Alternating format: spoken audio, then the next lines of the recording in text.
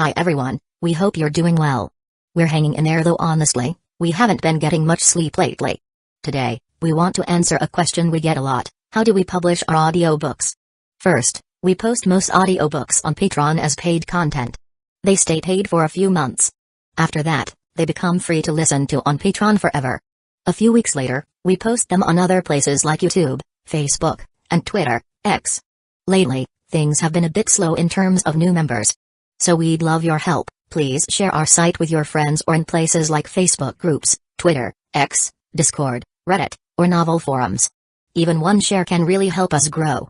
Thanks so much for your support. She was a master of trap formation and Ganjutsu. If it came down to a direct fight, she'd probably be dead within a few exchanges, especially against someone like Kakashi. But Kakashi's reputation worked against him. Fun was too intimidated to fight him head-on, so she kept using her home field advantage to harass him. With her speciality in illusion techniques and trap-based ninjutsu, her goal was simple: stall for time. If she could kill him, great. If not, she'd just wait for backup. This made Kakashi's life miserable. He hadn't even seen his opponent's face yet. He'd just been playing 4D chess against rocks and dirt, wasting precious stamina though he hadn't even activated his Sharingan yet. When Fun cast yet another Ganjutsu, Kakashi hesitated for just a split second. Taking advantage of this, she quickly sketched a new formation on her map, summoning several stone projectiles that rained down on Kakashi. But, a shadow clone? Fun's eyes widened in shock. When did he? As she frantically searched for the real Kakashi, his voice suddenly whispered in her ear. The moment I fell into your first pit trap. By the way, my students have been watching me struggle for quite a while. The last thing she saw was a flash of lightning. Chapter 252. Lead Sasuke's situation was interesting. He was about to be kissed. A red-haired woman in a crimson outfit sauntered towards him, her gaze aggressive and predatory. It's rare to meet such a handsome young man. How about it? Want to become part of my collection? Sasuke pulled out a kunai. That look in her eyes, was it killing intent? No. It felt different from the enemies he had faced before. The woman, Fubun, twirled a lock of her hair and chuckled. Oh my, don't be so cold. How do you like it? I mean, a kiss. Fubun wasn't just captivated by Sasuke's looks. She had a jutsu shikigami kiss that allowed her to drain an opponent's chakra through a kiss, leaving them as nothing more than a husk. And as she mentioned, she collected corpses, using them to acquire various chakra natures. Even if she suffered fatal injuries, it only meant losing a body she would simply switch to another. Her true form, however, was her hair. Only by damaging her hair could one harm her actual body. So for Fubun, the saying held literal truth: my blood may spill, my head may fall, but my hairstyle must remain immaculate. Sasuke remained unfazed by the mature woman's teasing. He responded with 2 kunai instead. You're no fun, Fubun pouted, her form gradually turning transparent until she vanished completely. Earth style, rock camouflage jutsu. Disappeared? Sasuke immediately activated his Sharingan. This kind of trick won't escape these eyes. Taking a moment to flex his prized red eyes, he followed up with a jutsu that matched his dramatic entrance. Fire style, great fireball jutsu. A massive fireball roared forward. Fubun reappeared, forming quick hand seals. Water style, wicked maw. A surge of water, shaped like a serpent, spewed out, extinguishing the fireball. She smirked. So you're a fire type, huh? Lucky for you, Big Sis here has the perfect counter. Sasuke, unimpressed, narrowed his eyes. That's supposed to be a water style? Looks like something Kakashi would teach. Something was off. Through his Sharingan, he could see that her chakra changed entirely with each technique she used. And when he had subtly tested her with a Ganjutsu earlier, she showed no reaction at all. If that's the case, Sasuke decided to probe further. Fixing his Sharingan on her, he wove a new jutsu. Lightning style, Chidori Senbon. Dozens of electrified Senbon shot toward Fubun. She remained calm. Wind style, Petal Dance. A small cyclone materialized, scattering the Chidori Senbon before they could reach her. What a pity. She teased. Wind style just so happens to counter lightning style too. Sasuke scoffed. This wind style was nothing compared to Naruto's. And now he was certain every time she switched elements, her chakra signature completely changed as if she were a different person. In that case, release. Sasuke placed his hand on the seal on his forearm, summoning his lightning blades. In a flash of lightning, a diagonal slash appeared across Fubun's chest. Shikigami rebirth. Immediately, she abandoned the wounded body and switched to another. The fresh body was completely unharmed. She lashed out with a kick. Losing one body is fine. I'll just take yours as a replacement. Sasuke dodged the strike and retaliated. His right hand blade stabbed into her abdomen, while his left hand blade slashed off a portion of her hair. Fubon screamed in agony. Her hair extended and coiled around Sasuke's neck and limbs, tightening to strangle him. You actually dared to harm my hair. Chidori current. A surge of electricity erupted from Sasuke's body, burning the hair to a crisp. He smirked, Shinasist style. Humphrey. I've already figured out your jutsu. Your body changed 4 times, but your hair remained the same. That means your hair is your true form. He mentally added, and your hair jutsu is nothing compared to Naruto's stupid Rasen Shuriken. Fubon's screams grew weaker as the electricity continued to incinerate her hair. Satisfied, Sasuke sealed away his lightning blades. Remembering Naruto's habit of finishing the job, he spat out a fireball jutsu, reducing the scattered hair on the ground to ash. Then, he looked up toward the wall. Have you all seen enough? He called out. He had noticed his teammates watching from the start. And since none of them interfered, he had no complaints. Kakashi, Naruto, and Sakura had been quietly spectating the latter half of Sasuke's battle, keeping their presence minimal. Of course, their chakra signatures stood out like a sore thumb under the Sharingan. Sakura was the first to leap down, grabbing Sasuke's arm excitedly. Sasuke, that was amazing. Sasuke gave a quiet "Chen" in response. Kakashi casually praised him. Nicely done. Your mastery of lightning style has come a long way. Naruto, however, smirked as he watched Sasuke's ego inflate. Too bad you were the last one to finish your fight. I was squatting up there so long my legs went numb. Shut up. Sasuke snapped, irritated but unable to refute it. Sakura pouted. Don't say that, Naruto. Sasuke's opponent was really tricky. Naruto pointed at Sakura, still clinging to Sasuke's arm, and rolled his eyes. Wow, Sakura, you totally ditched us for Sasuke. What? That's so unfair. Don't make it sound like that. She protested, but she still didn't let go of Sasuke's arm. Oh, my bad, Naruto deadpanned before adding, hey Sasuke, were you thinking about me during that fight? Why the hell would I? Sasuke shot back, though his voice wavered slightly. Well, I kept feeling like I was about to sneeze the whole time, Naruto muttered. Maybe you were talking crap about me. Sasuke stared up at the sky. Alright, our mission isn't over yet, Kakashi interrupted. I just managed to extract some intel. The bodies and coffins have already been moved to their leader. They should be where Pakkun and the others are tracking. Since Naruto had sent a shadow clone with Pakkun, they had a lead. Naruto turned to Kurama. Mind passing the message to my clone? After receiving confirmation, Naruto spread his hands. Alright, everybody on board. At that moment, Pakkun and the others had stopped at the base of a mountain. Naruto's shadow clone caught up with them. Hold up a second, the clone said. The main team is heading over. After leaving a tracking marker, the clone picked up Pakkun. Quick, Pakkun. Bite my neck. Otherwise, we won't make it in time. Pakkun? By the time the real Naruto arrived with the others, the first thing he saw was Pakkun standing there, jaws open, about to chomp down on the shadow clone's neck. You've gotta be kidding me. Naruto immediately dispelled the clone with a punch to the head. Like hell, I'm earning an achievement for death by dog bite. The now corpse-free Pakkun flopped onto the ground, suddenly questioning his entire existence. That pink-haired girl uses dog shampoo. This blonde kid enjoys getting bitten by dogs. And Kakashi's students are all kinda off. I wonder what weird habit the black-haired one has?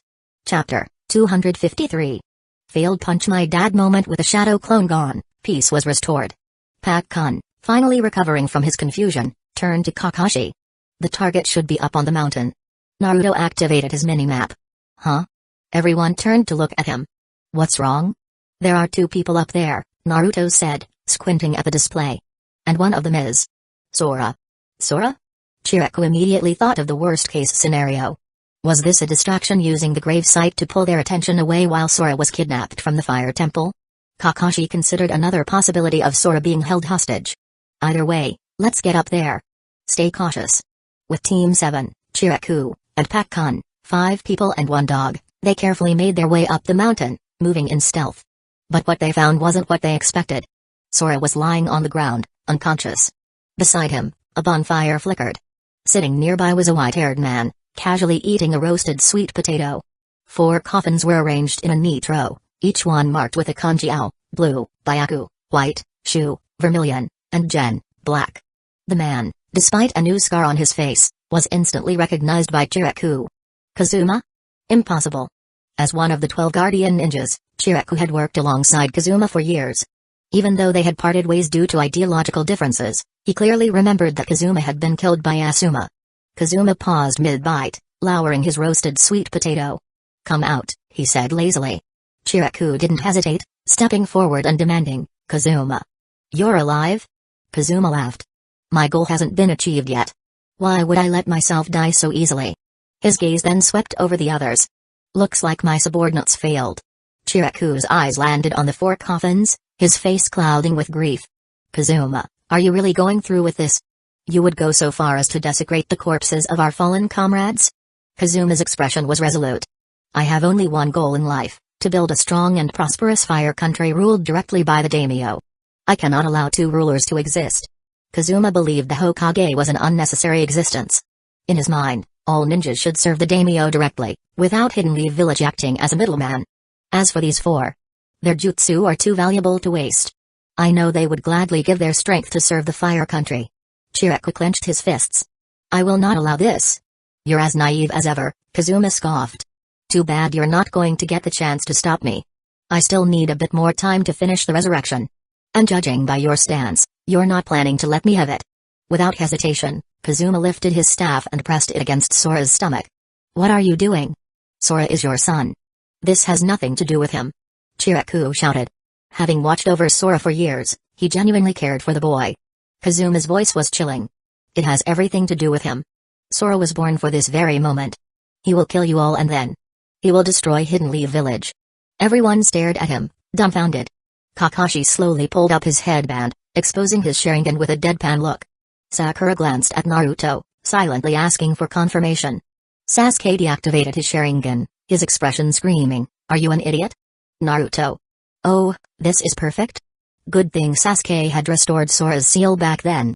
Go ahead. Unlock it," Naruto thought smugly. "I wanna see what exactly you think you're releasing." The others didn't have such an exaggerated reaction, but they all had a similar thought. Kurama, however, was furious. "This bastard thinks he can just make another me? Who does he think he is?" Kazuma didn't notice their reactions, he was too focused. "Unseal." Gathering chakra in his hand, he slammed it onto Sora's stomach. For a second, Sora's body convulsed. A surge of purple chakra erupted from him.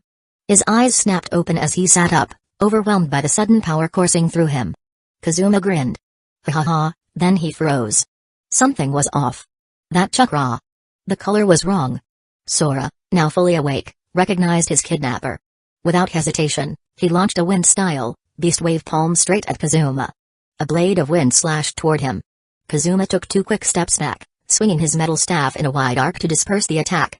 Chiriku immediately moved in front of Sora, taking a defensive stance. "It's over, Kazuma. Stop this." Kazuma's expression twisted with fury.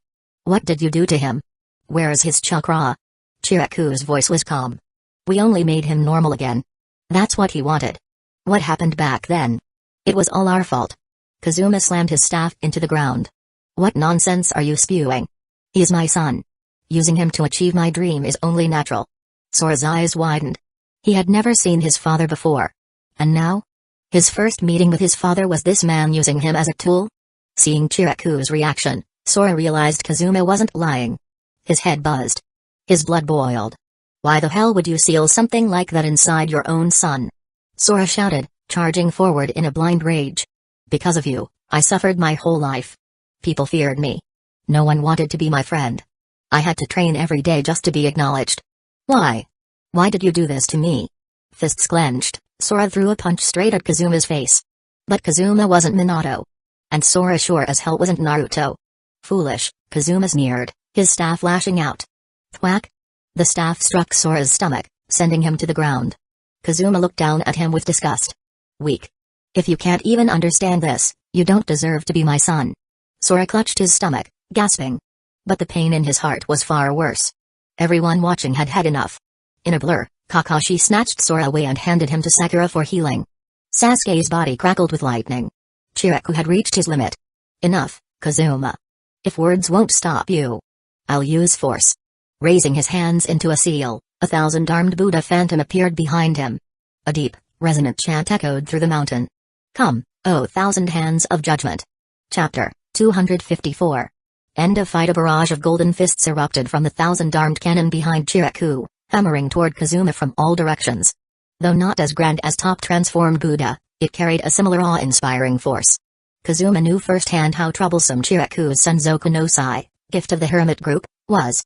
Blocking the chakra-formed fists, he swung his staff with precision, trying to deflect the blows. But the relentless assault gave him the illusion of a true thousand-armed cannon raining fists upon him. The attacks were so continuous that he had no time to form hand seals for a counterattack. Kazuma had no choice but to infuse wind-style chakra into his staff, using it to defend while inching toward Chiriku. He understood that to counter this technique, he had two options: endure it and attack Chiriku directly. Stall until Chiriku's stamina gave out and he could no longer sustain the jutsu. However, Chiriku was fighting with anger this time. He wouldn't stop so easily. Kazuma gritted his teeth and forced his way forward, but a single mistake led to a devastating punch landing squarely on his face. His advance halted. If he didn't act fast, his weak points would only multiply. Making a desperate decision, Kazuma abandoned his defense. He swung his staff hard, its tip suddenly extending like a meteor hammer, whipping toward Chiriku's face. Chiriku, seeing the incoming strike, remained completely unfazed. His brow furrowed slightly as the thousand-armed cannon shifted its golden hue, turning deep red, transforming into the fierce-eyed Vajra. The extended staff bounced off its formidable aura, and in response, the thousand fists turned crimson, raining down upon Kazuma in an even more ferocious flurry. It almost looked like Luffy's Gatling gun, except each punch was chakra-infused and divine in nature. By the time it was over, Kazuma lay battered on the ground, bruised and bloodied, unable to rise. His staff had long been flung aside. Chiriku had held back. No matter how much he despised Kazuma's actions, he couldn't bring himself to kill him in front of Sora. Had it been anyone else, they would have been beaten to death. Lowering his stance, Chiriku stepped forward. "Come back to the fire temple with me, Kazuma." Kazuma coughed weakly, blood staining his lips.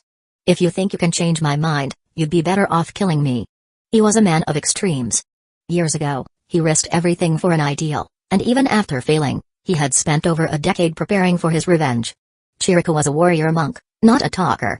His persuasion skills were non-existent. He could only say stiffly, "At the very least, you're still Sora's father." Kazuma laughed hoarsely. "Pa. What right do I have to be called a father?"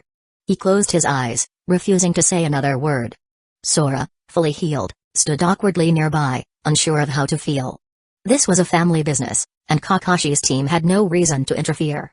Their mission was to capture the grave robber, and that was already complete. In the heavy silence, Naruto strolled over nonchalantly. Without hesitation, he began working on Kazuma's body, swiftly weaving a series of intricate sealing formulas with practiced ease. Soon, Kazuma's exposed skin was covered in black sealing scripts, except for his face, neck, and hands, places usually left visible. Kazuma, though too exhausted to protest, was bewildered by the thoroughness of Hidden Leaf Village's security measures. But before he could say anything, the suppression overwhelmed him, and he coughed up blood before passing out. Naruto clapped his hands in satisfaction. "If he can still pull some tricks after this, I'll admit defeat." Then he called out, "Sakura, check on him. Don't let him die just because he's badly injured."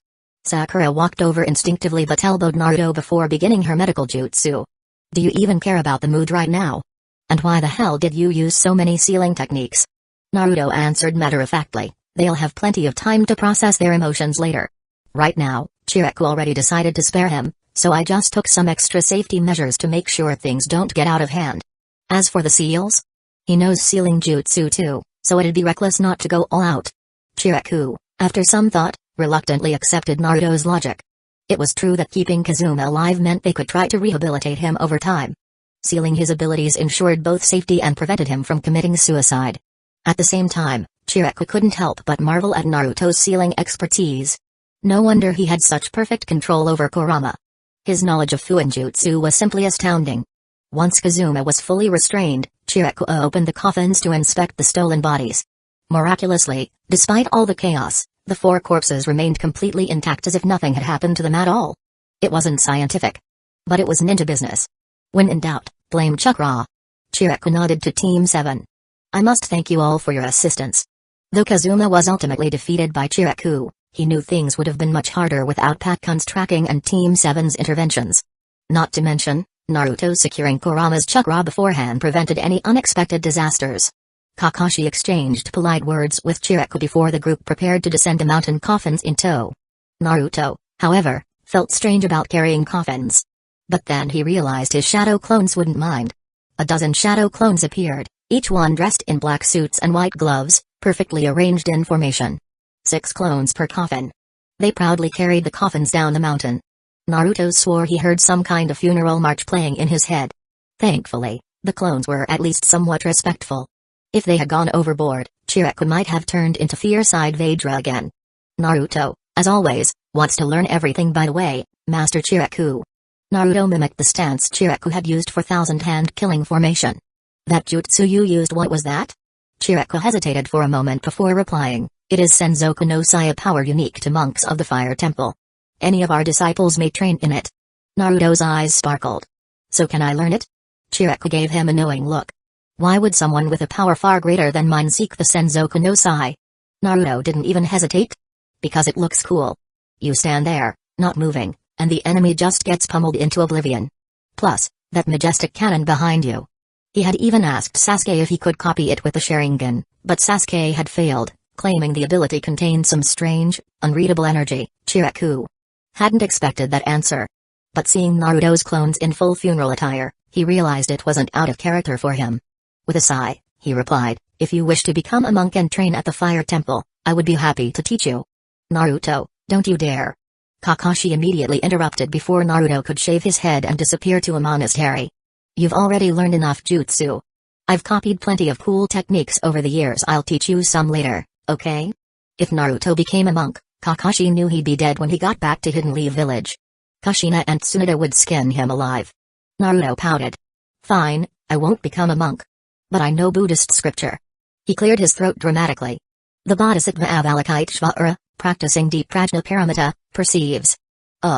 Realizing he had forgotten the rest, he improvised, Satori, as fleeting as morning dew, spins thrice and disappears like dust in the wind. Chiraku. This is not Buddhist scripture. Chapter 255. Duo Chiraku, despite being a monk, clearly lacked any true great wisdom. He was completely unable to comprehend Naruto's so-called Mahayana Buddhism. Sigh. I alone am sober while the world is drunk, Naruto lamented, shaking his head. He abandoned his attempt to scam ninjutsu out of monks with made-up sutras and, under the judgmental gazes of his teammates, returned to the Fire Temple. By the time they arrived, it was already late at night. The day had been filled with tracking and combat, leaving them all exhausted. The Fire Temple was still lit by torches and lanterns, maintaining a traditional atmosphere. The monks handled the reburial of the stolen corpses and reinforced the protective barriers around the temple. As they sat down for dinner, Naruto was surprised. Huh? I thought you guys only ate vegetarian food. Since the meal was provided by the temple, he had expected simple, plant-based dishes, but there was fish and meat on the table. Kakashi, already pulling out his spiritual sustenance, Cook a Paradise, replied, of course not. If they didn't eat meat, where would they get the strength to train? Though already used to his antics, Sakura couldn't help but warn him, Kakashi-sensei, reading that in a temple. Aren't you afraid of divine punishment? Kakashi, unbothered, flipped a page with one hand while eating with the other. Nah, what would be divine punishment if someone took my books away? Naruto gave him a disgusted look. You're beyond saving. After dinner, they each retired to their guest rooms for the night. Morning at the Fire Temple, Naruto was woken up by the sounds of monks training. Man, these guys are dedicated. Looking to the side, he saw that Sasuke was also awake, apparently disturbed by the noise as well. Taking the opportunity, Naruto dragged him outside for some light sparring before heading to the temple's main hall. His goal? To grab some protective charms and souvenirs. Sasuke, holding a wooden talisman between his fingers, looked unimpressed. And this is supposed to be useful? It's more of a keepsake, Naruto admitted. The Fire Temple's pretty famous, after all. He wasn't superstitious, but these charms made for good gifts for friends and family. If there was any deity in this world he might actually respect, it was Hashirama Senju's top transformed Buddha. At the temple entrance, Kakashi leaned casually against a pillar, reading as usual. Meanwhile, Sakura seemed about to enter the main hall. Naruto suddenly had a thought. If Kakashi and Sakura arrived together, did that mean Kakashi had deliberately struck this cool pose at the last second? Us waking up early isn't weird. You being up early is what's unusual, Naruto commented. Well, we are guests here, Kakashi said. Anyway, it's about time we say our goodbyes to Master Chiraku. Naruto, out of habit, sensed Chiraku's chakra. He hesitated. Actually, that might not be necessary just yet. About 10 kilometers from the fire temple, two figures moved steadily toward their destination. They both wore black cloaks adorned with red clouds. One had gray hair, wore his forehead protector around his neck, and carried a massive triple-bladed red scythe. His expression was filled with annoyance. Oi, Pikazu?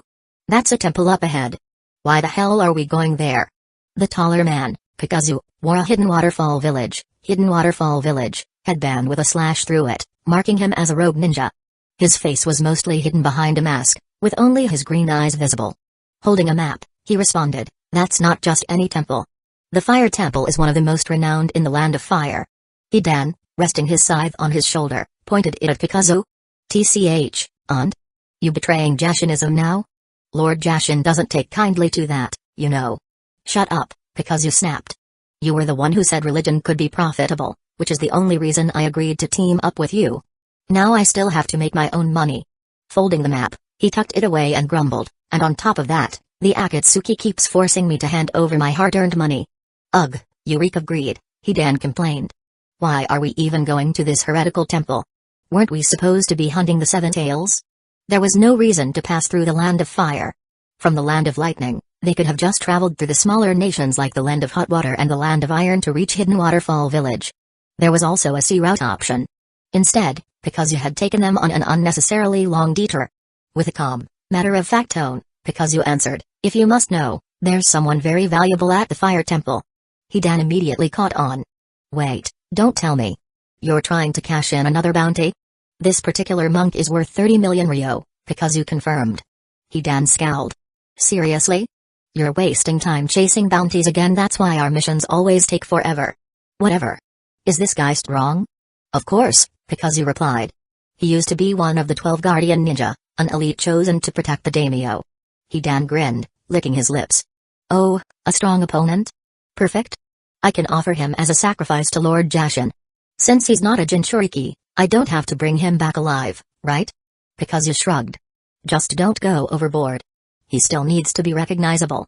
Hidan didn't care. "PFFT, whatever. Anyway, you're worrying too much. It's not like I can die." "Maybe," Pikazu muttered. "But don't underestimate them. If you're careless, you will die." Hidan hoisted his scythe onto his shoulder. "You should know by now that's not a warning you give me." 10 kilometers wasn't too far, but it wasn't too close either.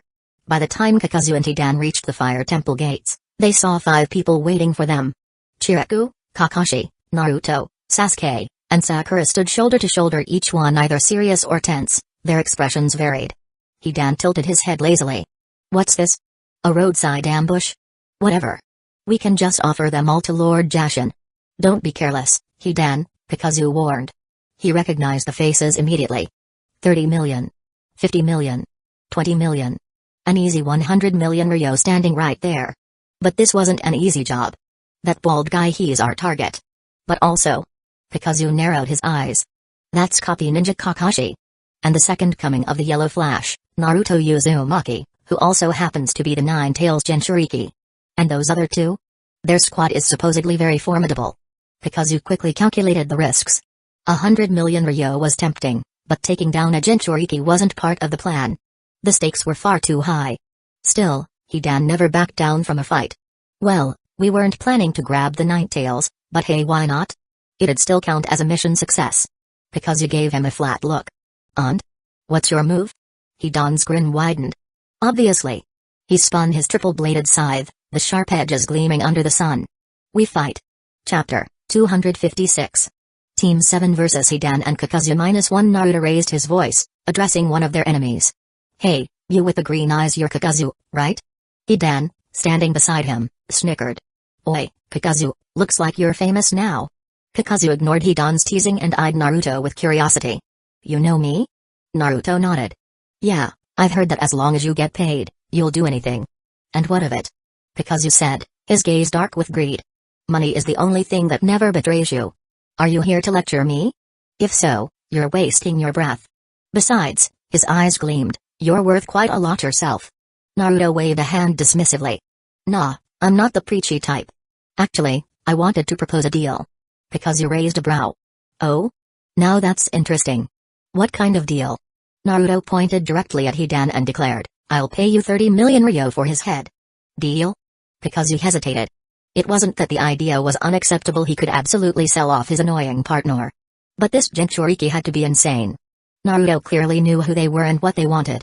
What kind of prey does business offer to its hunters? Was this some kind of mockery? Before Kakazu could answer, Hidan slammed the base of his scythe into the ground. "Oi, you little shit. You trying to die?" He scowled. "If I get pissed off, my blood pressure spikes, and when that happens, shut up, Hidan." Kakazu cut him off, clearly fed up. Fine. But," Hidan continued dramatically, "when my blood pressure spikes, I lose all sense of purpose and just wanna wreck shit." Kakazu rubbed his temples. "Keep running your mouth and I really will sell you for cash." Hidan turned to glare at him. "The hell did you just say?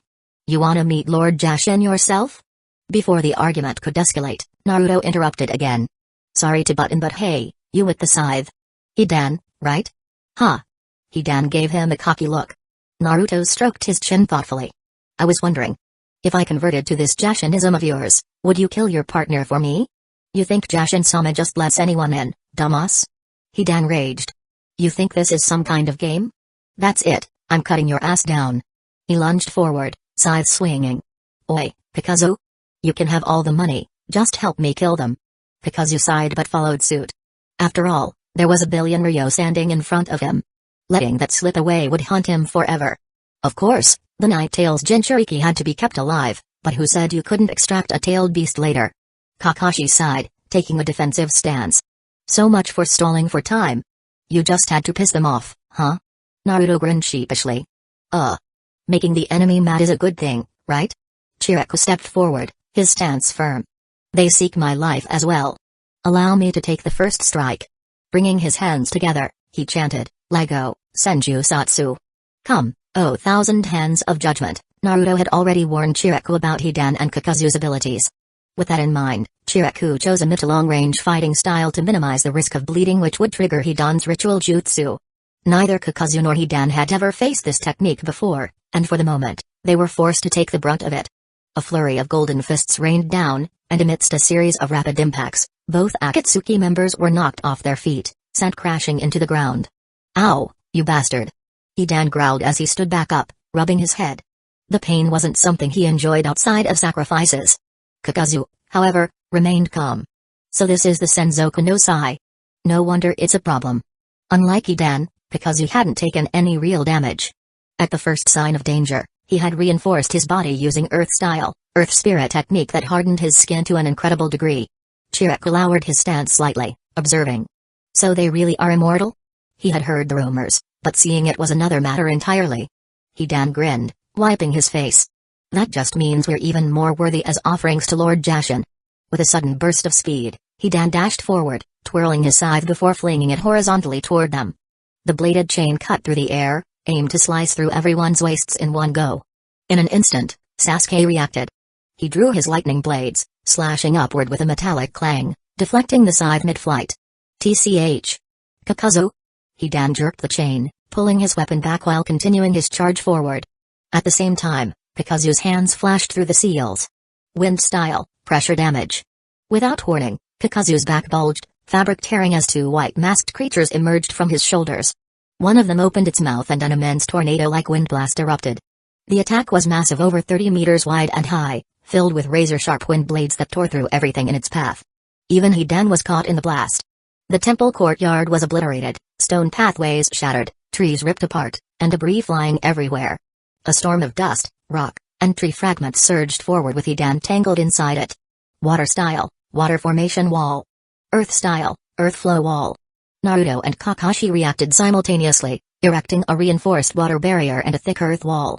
Naruto briefly wondered if their defenses could be combined to make a concrete wall, but now wasn't the time for experiments. Sasuke scoffed. "Using your teammate as a meat shield? Reckless." It reminded him of Naruto's training tactics, where shadow clones were sometimes sacrificed for strategic gains. But this was on another level. The Winjutsu hit Naruto's water wall first, sending waves rippling as debris embedded itself into the liquid surface. Hidan, unable to stop himself, slammed face first into the water barrier. The wind continued to tear through, splitting the water defense apart and striking Kakashi's earth wall next. Deep cracks formed in the stone and the engraved dog head on the wall was damaged beyond recognition. But the best part? Hidan, completely caught in the blast, smashed headfirst into the dog's open mouth, his entire body dangling from the wall like a poorly hung tapestry. His cloak was shredded, his scythe stuck in the stone, and his body swayed like a flag in the wind. Unfortunately for everyone else, only Kakazu had the best view of this utterly ridiculous sight. When the storm finally died down, Naruto's group emerged unscathed, but the temple gates were not as lucky. Hidan groaned, finally regaining control of his limbs. Bracing his hands against the wall, he pulled himself free only to come face to face with the destroyed dog carving. For a moment, they locked eyes. Hidan's rage meter skyrocketed. "You little shits are unforgivable." Furiously, he smashed the wall, breaking the dog's head completely. He then turned on Kakazu. "And you. I swear I'm gonna kill you someday." Chapter 257. Team 7 vs Hidan and Kakazu -2 aura. Sakura's fist smashed into the earthen wall, reducing it to rubble as chunks of stone scattered in every direction. Die. Above her, Hidan had already leapt, gripping his scythe with both hands, ready to cleave into her back. However, before his blade could reach her, a golden chain suddenly appeared in his vision. He had no idea what it was, but instinct took over, and he used his scythe to knock it aside. "Idiot! Behind you!" Kakazu shouted as he sprinted forward, forming hand seals. But it was too late. Still airborne, Hidan turned his head only to see 2 more golden chains. What the hell are these? One chain coiled tightly around his legs, binding them together as it crept upward. The other wrapped around his arms, pinning them to his sides. Before he could react further, Sasuke had already pulled Sakura away from danger, while Hidan plummeted to the ground. With a heavy thud, he landed, his body completely restrained, trapped like a silkworm in a cocoon. "You fuckers." Hidan began cursing the moment he hit the ground. But just as he opened his mouth, zap! Mercury. Kakashi's lightning blade slashed clean through Hidan's neck. His head rolled away, stopping 2 meters from his body. 2. Hidan spat dirt from his mouth. "That hurt, you assholes." But despite his complaints, his body remained completely functional. "Oi, Kakazu? Get your ass over here and fix me." For some reason, Naruto felt like Hidan's voice had a hint of spoiled brat in it. Kakazu wanted to help, but before he could move, Chiraku's fierce-eyed Vajra form landed 2 heavy blows on his face. The unexpected attack disrupted his jutsu, making him miss the perfect moment to save Hidan. Naruto's business plan: Hidan expressed delivery. Sakura picked up Hidan's severed head, turning it from side to side. "Still alive, huh? This completely defies medical science." Meanwhile, Naruto had already created 2 shadow clones, pointing at Hidan's body and head. "Alright, pack him up. Let's ship him to Hidden Leaf Village." One of the clones, Naruko, eagerly took Hidan's head from Sakura. Then, she had a brilliant idea. Her hands itched with mischief. Tossing the head lightly into the air, she lifted her foot, and began juggling it like a hacky sack. "Little ball game, kick it high. Million blooms, count to 21. Hidan's head bounced up and down with each kick, his voice cutting in and out mid-curse. "That hurt, you bast, oi, my no, my eye, you little shi." Chiraku, who had just been in the middle of fighting Kakazu, hesitated. Kakazu, who was supposed to be blocking attacks, also froze for a second. Naruto's entire team. They all just stared. Only Clone 001, who had been lifting Hidan's body, looked absolutely delighted. "Damn, Naruto. That's genius. Let me try." Naruto grinned and punted Hidan's head through the air. "Catch. Got I, 001's expression of excitement turned to horror as pain shot through his body. With a howl of agony, he collapsed to the ground. Everyone turned to see, Hidan's mouth had clamped down on 001's toe. "You little fucker. Die." Hidan snarled. With a crunch, he bit down, severing the toe. 001 let out a tragic wail before vanishing into a puff of smoke. Inside Naruto's seal, Kurama fell over laughing. "Bah ha ha ha ha ha ha. This is the most entertaining mission yet. That dumb clone really just got killed by a toe bite. Absolute comedy." Naruto, however, was mortified.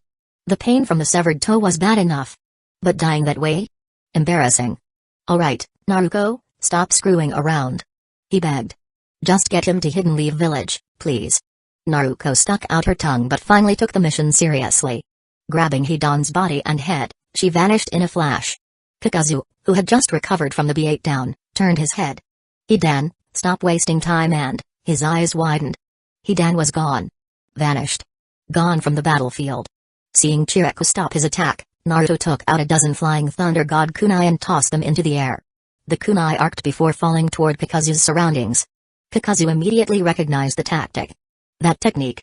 His mind raced as he recalled his intelligence reports. Flying thunder god. And the technique that took Hidan.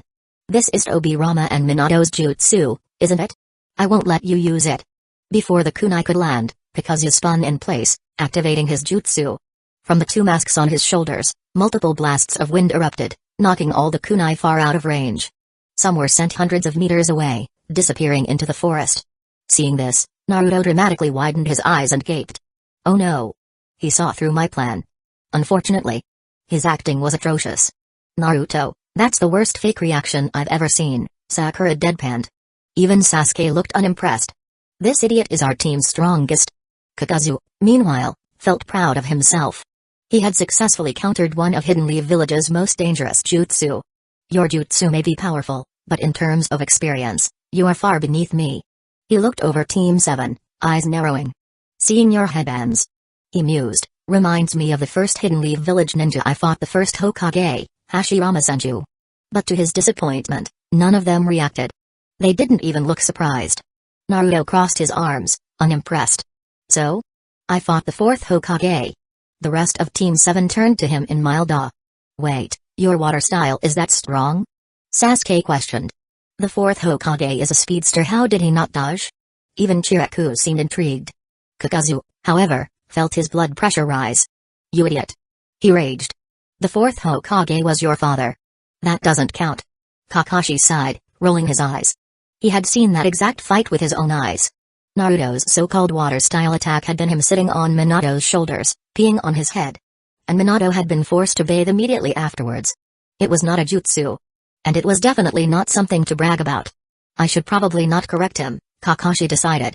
Naruto is a vengeful little brat sometimes. Kakazu knew he had failed to intimidate them. Still, a billion ryo was at stake. Even if it was risky, he had to try. Wind style, pressure damage. Fire style, searing migraine. Both of his remaining masks attacked simultaneously. One unleashed a blazing inferno, while the other created a devastating windstorm, combining to form an attack powerful enough to incinerate everything in its path. It was his final gamble. Would it succeed? Chapter 258. Team 7 vs Hidan and Kakazu -3. The best way to counter this attack would be to dodge the worst. It would damage the fire temple's main gate and part of the walls. But Naruto refused. What kind of shonen protagonist dodges when an enemy initiates a beam clash? So, leave this to me. Water style, exploding water colliding wave. A massive tidal wave surged forward, expanding far beyond the range of Kakazu's combined wind-fire jutsu. Normally, a single water-style jutsu wouldn't be enough to extinguish such a powerful elemental combination, but talking about elemental advantages without considering scale is just bad science. Kakazu's wind-fire combo had a multiplicative effect, but Naruto? He had a literal tailed beast's chakra at his disposal. His output was simply larger. Kakazu's attack could probably evaporate a small pond, but not a damn lake. SHHHHHHHH. As fire met water, a massive cloud of steam erupted, momentarily blinding the battlefield. The remaining wind energy tried to push the waves back, but Naruto poured in more chakra, ensuring his water style maintained dominance. Kakazu, unlike certain ignorant opponents, didn't waste time screaming, "You call this a water style?" Instead, he muttered, "This kind of water style. It reminds me of that damn shark-faced bastard." While not exactly surprised, he still found it unnerving. That guy had been called the tailed beast without a tail. And this kid? He actually had a real tailed beast inside him. This is the power of a natural disaster, Chiraku muttered in awe. Naruto briefly wondered if he was just grateful that the temple's repair budget wasn't about to skyrocket. Kakashi and Sakura? Completely unfazed. They'd long since grown accustomed to Naruto's absurd chakra output. Only Sasuke looked giddy as he observed the rising steam. Just a little longer. This is perfect? Thanks, Naruto. As the smoke cleared, the ground on Kakazu's side was scorched, but also lightly flooded with leftover water. Then, they saw him. Kakazu's cloak was shredded, revealing 4 additional entities, each wearing a white mask on its face. His modified body was on full display. Kakazu wasn't just a rogue ninja, he was a walking organ transplant facility. Thanks to Earth Grudge Fear, Jiamu, he could steal hearts from other shinobi, gaining both their elemental affinities and extending his lifespan indefinitely. As long as he had a fresh supply of hearts, he could theoretically live forever. It was basically Orochimaru's body-swapping technique, but less sci-fi horror and more Frankenstein's monster.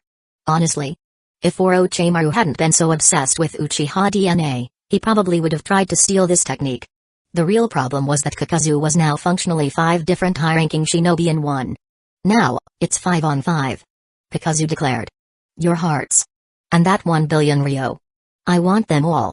One of the masked entities suddenly opened its mouth, unleashing a flash of electricity. Lightning style, false darkness. The attack resembled an electromagnetic railgun, just without the coins or compressed force. Kakashi stepped forward, raising both hands. Lightning style, twin lightning shocks. A blinding blue shield formed around him, intercepting Kakazu's lightning blast. But beads of sweat formed on his forehead. It was clearly straining him. Kakashi-sensei, you good? Naruto asked, already preparing to refuel him with chakra. If you've got time to joke, help out. Kakashi snapped, pushing more chakra into his technique. I got this. Sasuke smirked, lifting his Kusanagi sword, the blade crackling with purple electricity. Now was the perfect moment. Lightning style, Kirin. From the thunderclouds above, a gigantic, dragon-like beast coalesced, its fierce gaze locking onto Kakazu's group. Then, it dove. He's controlling natural lightning? Kakazu's eyes widened. But his battle instincts kicked in. Wind style, pressure damage. Water style, water encampment wall. Wind technically beats lightning but only when the power levels are equal. And this was real lightning. His rush defenses weren't enough. Boom. The devastating bolt slammed into Kakazu's formation, shattering 2 of the masked entities instantly. Kakashi, still holding his technique, felt the opposing lightning vanish. Lowering his hands, he exhaled. That took care of that. Chiraku stood frozen in shock. Naruto using an absurdly powerful water style? I can't accept that, he's a Jinchuriki, after all. But this Uchiha. How is he also this strong? The Land of Fire's young generation was terrifying. As the thunderous echoes faded, Naruto observed the battlefield. Huh? How'd I do? Sasuke asked. You got 2. 3 of them burrowed underground. What? Sasuke's Sharingan locked onto the impact site. Indeed 2 scorched corpses remained, their masks shattered. But the others? Gone. Did they use those 2 as shields? Sasuke clenched his jaw. Damn it. Where did they run? Naruto, completely unconcerned, shrugged. Relax. We'll just track them down. He wasn't worried. Because clothes were already off.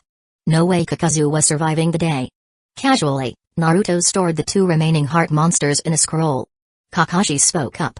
Chiraku, it's best if you stay at the temple. We need someone guarding in case of more surprises. Chiraku nodded, bowing slightly. Understood. I owe you all my gratitude. In truth, he knew that without their help, he would have died tonight. Kakashi, however, knew the real reason for the attack. They weren't after Chiraku, really. They wanted the 9 tails. And now we're the ones dragging them away from the temple. We caused this mess. Bidding farewell to Chiraku, the team pursued Kakazu. Then, boom. A distant explosion. Naruto smirked. He just lost another life. Chapter 259. Dead earlier, Naruto had thrown dozens of flying thunder god kunai toward Kakazu, but the man had blasted them hundreds of meters away in all directions. And now? Those kunai were coming in handy. As soon as Kakazu began to flee, Naruto had Kurama alert his shadow clone, which had already transported Tsunade and Jiraiya to intercept him. All the time spent bantering with Kakazu and Hidan? It wasn't just to provoke them. Naruto had been relaying information back to Hidden Lee Village and buying time for reinforcements. And now? Kakazu had run straight into a disaster. Kakazu stumbled, crashing into a massive crater in the ground. The diameter of the hole was over 10 meters, and the stone beneath him cracked like a spiderweb. Inside the crater's center lay one of his heart creatures, lifeless. On the crater's edge was another one, equally ruined. The first had been obliterated by Tsunade's divine justice from above. The second? Jiraiya's raw Sangon special. Now, Kakazu was panicking. Only one heart remained. It was his Earth-style heart, meaning he could still use Earth Spear for defense, but at this point, there was no guarantee he could withstand another Tsunade punch. Kakazu was facing the greatest crisis of his life, comparable only to that one time he had been dumb enough to try and assassinate Hashirama Senju. If he still had 2 hearts, he could afford to take risks. But with only one left? He was done playing. Kakazu fully transformed, his arms splitting apart, black tendrils writhing and expanding behind him like a monstrous peacock. Even his mouth was filled with those same grotesque black tendrils. This form allowed him to attack from long range, using his detachable limbs like rocket fists while also keeping his distance. His new goal was simple: survive. Escape. Live to make money another day. But then, more reinforcements arrived. Team 7 arrived at the battlefield, fanning out to cover all possible escape routes. Naruto grinned. Damn, Tsunade and Hero Sage work fast. Tsunade cracked her knuckles. Of course. Jiraiya, however, was more serious. Don't get careless, Naruto. It's not over until it's over. Kakazu scanned his opponents. Tsunade was limbering up. Jiraiya was ready to weave seals. Kakashi's Rikiri was already active. Naruto had a Rasengan the size of a person raised overhead. Sasuke's Kusanagi blade crackled with lightning. Sakura was tightening her gloves. Sasuke's Sharingan spun as he muttered, "The last one is Earth style. Lightning beats Earth. Leave it to me." Kakazu snarled and charged towards Sasuke, his arms hardened to rock, preparing to smash the Uchiha's skull. But at the last second, he changed direction. In an unnatural pivot, he suddenly lunged for Sakura instead. After all, why waste time fighting the opponent with the advantage? Why not go for the weakest one instead? Sasuke was furious. Coward. He lashed out with Chidori Spear, but Kakazu was just out of range. I got her. His earth-enhanced arm hurtled toward Sakura. Sayonara. Sakura didn't dodge. She punched back. What? Crack. Kakazu's entire forearm shattered, not just broken but reduced to gravel. Sakura's fist then collided with his chest. And Kakazu's heart, his last, final heart, was pulverized. I actually. The legendary rogue ninja, who had lived for nearly a century, couldn't even finish his last words before collapsing into nothing. Naruto smirked. I bet he was gonna say, the most painful thing in the world is dying before spending all my money. Tsunade and Sakura did a final check to confirm.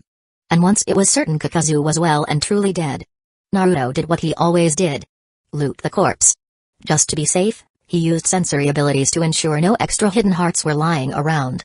Sakura, nice work. Tsunade grinned. You really are like me. Sakura beamed, eyes crinkling as she happily accepted the praise. It was rare for Tsunade to compliment her outright. Sasuke, that lightning jutsu was you, right? Jiraiya asked. Yeah. If Naruto had been the one asking, Sasuke would have turned away, pretending not to care while secretly enjoying the praise. If Itachi had been the one asking, Sasuke would have blushed, stammered, and prepared for a head pat. But Jiraiya. Someone familiar, but not too close. Sasuke was uncertain how to respond. So he settled for a simple, polite answer. Naruto, however, was feeling ignored. Oi? What about me? No one's gonna compliment me? Jiraiya deadpanned. For what? Having a big Rasengan? Then he whacked Naruto on the head. Ow! Hero Sage, what was that for? Jiraiya crossed his arms. For getting cocky before the fight was actually over. Naruto dodged a second slap, hopping aside. Fine, if that's how you wanna be, walk back to Hidden Lee Village on your own. Jiraiya snorted. What, like I've never walked places before? That's not a threat. Naruto, however, grinned deviously. Oh? But have you considered this? He leaned in and whispered into Jiraiya's ear. Jiraiya's entire face changed. Because Naruto had just reminded him that his flying thunder god kunai were scattered across multiple countries. Meaning, if Naruto wanted to, he could teleport him anywhere. Instantly. For research purposes. Jiraiya's mind exploded with possibilities. Hey. Hey. Naruto. Bam. Tsunade fist smacked him straight into the ground. Don't corrupt my little brother, you pervert. Jiraiya lay face down, looking like a flattened frog, a massive lump forming on his head. I'm innocent. Kakashi, meanwhile, let out a long sigh of exhaustion. Well, that's 2 missions successfully completed. Naruto stretched. Actually, Kakashi-sensei, there's one last thing. Kakashi groaned. What now? Naruto patted his stomach. I'm starving. Chapter 260. Disaster strikes. It wasn't just Naruto who was hungry, everyone was starving. Combat was exhausting, after all. The ones cooking lunch. Kakashi and Sasuke. Recently, Sasuke had cheated his way into learning how to cook, and his movements were eerily similar to how his mother used to cook. Thankfully, he hadn't copied her habit of flipping his hair mid-recipe. Sasuke, you're amazing. Sakura rested her chin in her hands, watching him cook with a slightly defeated expression.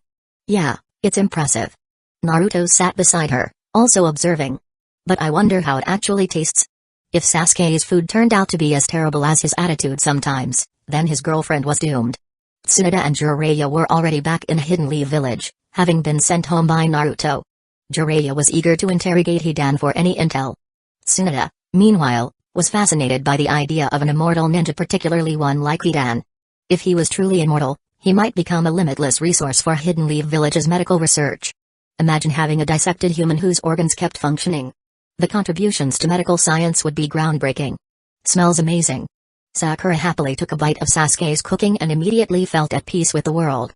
It really is good, Kakashi commented, smiling under his mask. Naruto, seeing that the others had tested for poison, finally took a bite himself. His eyes widened.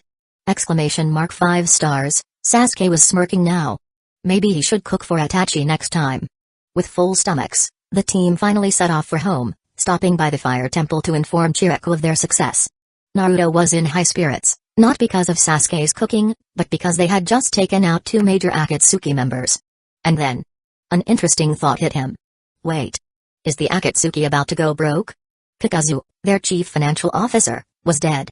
How would they fund operations now? He started listing members in his head. Konan? No way.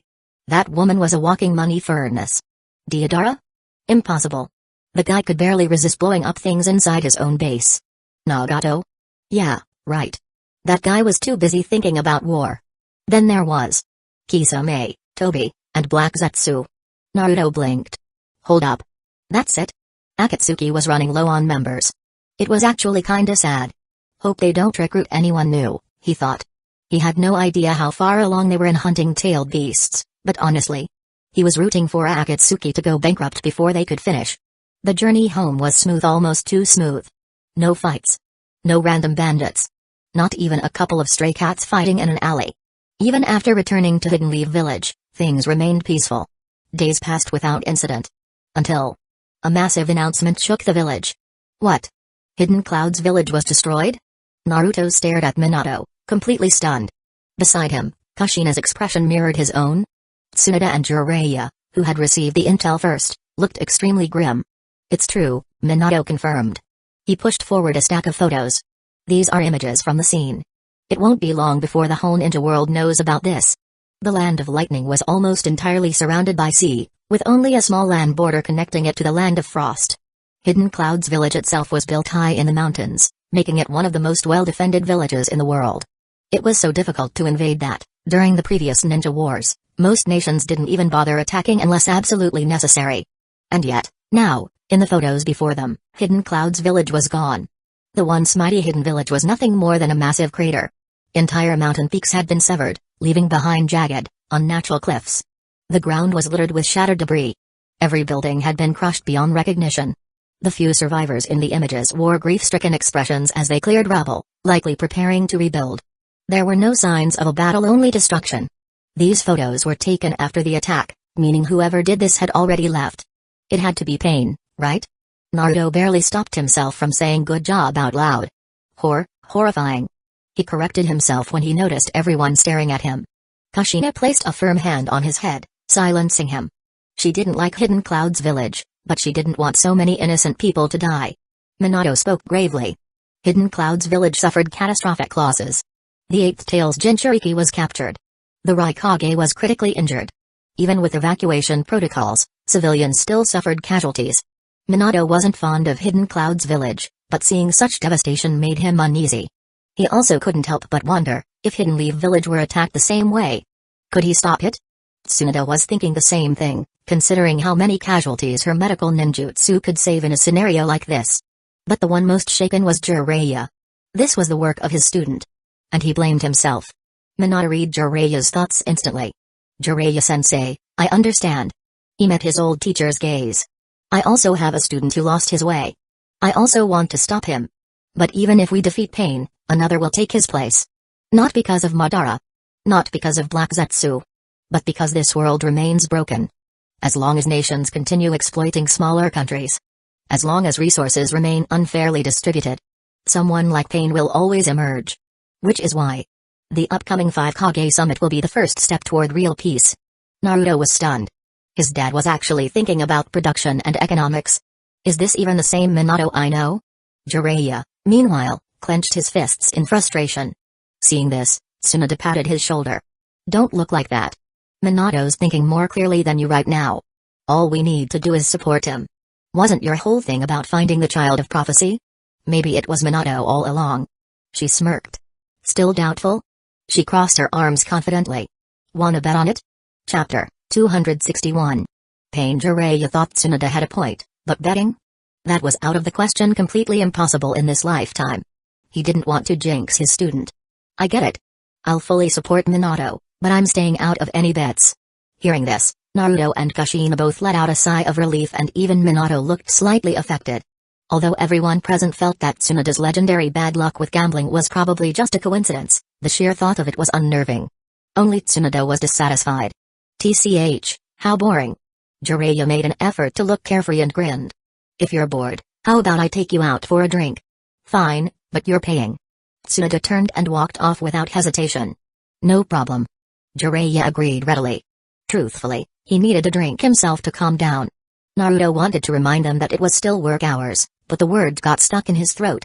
In the end, he decided to let the old folks have their moment to relax. Jiraiya wasn't the only one in need of a moment to collect himself, so was the fourth Raikage. For as long as he had been a shinobi, he had never experienced such a profound sense of helplessness. He had watched, powerless, as his village was reduced to ruins. He had seen his brother taken away, unable to do a thing to stop it. Even when he had faced Minato Namikaze over a decade ago, he had believed that if he could just get a little faster, he could defeat him. But this time, the enemy was simply too bizarre. A mere 6 individuals had dared to invade Hidden Cloud's village in search of the 8 Tails. Mysterious and powerful summons. Strange and devastating explosive weapons. A technique that absorbed ninjutsu and chakra completely. A power that could extract souls. A force that repelled and attracted with terrifying might. And worst of all, explosive tags that seemed to be everywhere. Any one of these abilities alone would be formidable. But when combined and used in perfect coordination, they became an overwhelming force that crushed everything in their path. Even with Hidden Cloud's village's elite rallying to counterattack, they had only managed to take down 3 of them. Even after using the amber purifying pot, they had only sealed 1. In the end, they had still lost, defeated by a single technique that had flattened the entire village.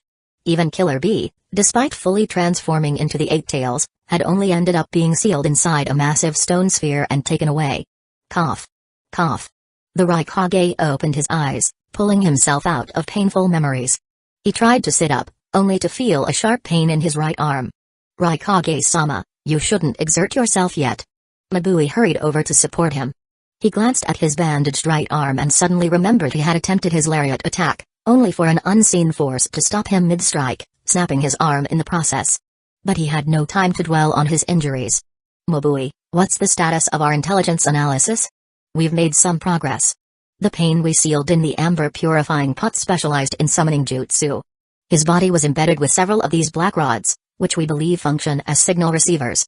Given their ability to share vision across all 6 of them, we suspect they may not be actual people, but rather some kind of puppets. Mabui held up one of the black rods. They had only managed to capture a single pane, the others had been retrieved before they could be examined. If she hadn't used heavenly transfer at the last moment to teleport the amber purifying pot away, they might have lost even that. The Raikage was silent for a moment before murmuring in frustration, so? We fought with everything we had, and we didn't even see the real enemy? That's right. Also, one of the panes never revealed their ability, so we still lack complete information. For Mabui, this realization was a bitter pill to swallow. No matter how carefully she had devised strategies, it had all been meaningless in the face of that attack almighty push. Feel the pain. Mabui knew she would never forget those words for the rest of her life. Any news on B? Where did that pain go after leaving? A stone sphere that size should be easy to track, right? The Raikage knew the chances were grim. The enemy had likely taken every precaution against being followed. But this was his brother, he had to hold on to even the smallest hope. I'm sorry, Raikage-sama. Mabui's voice carried a rare tone of defeat.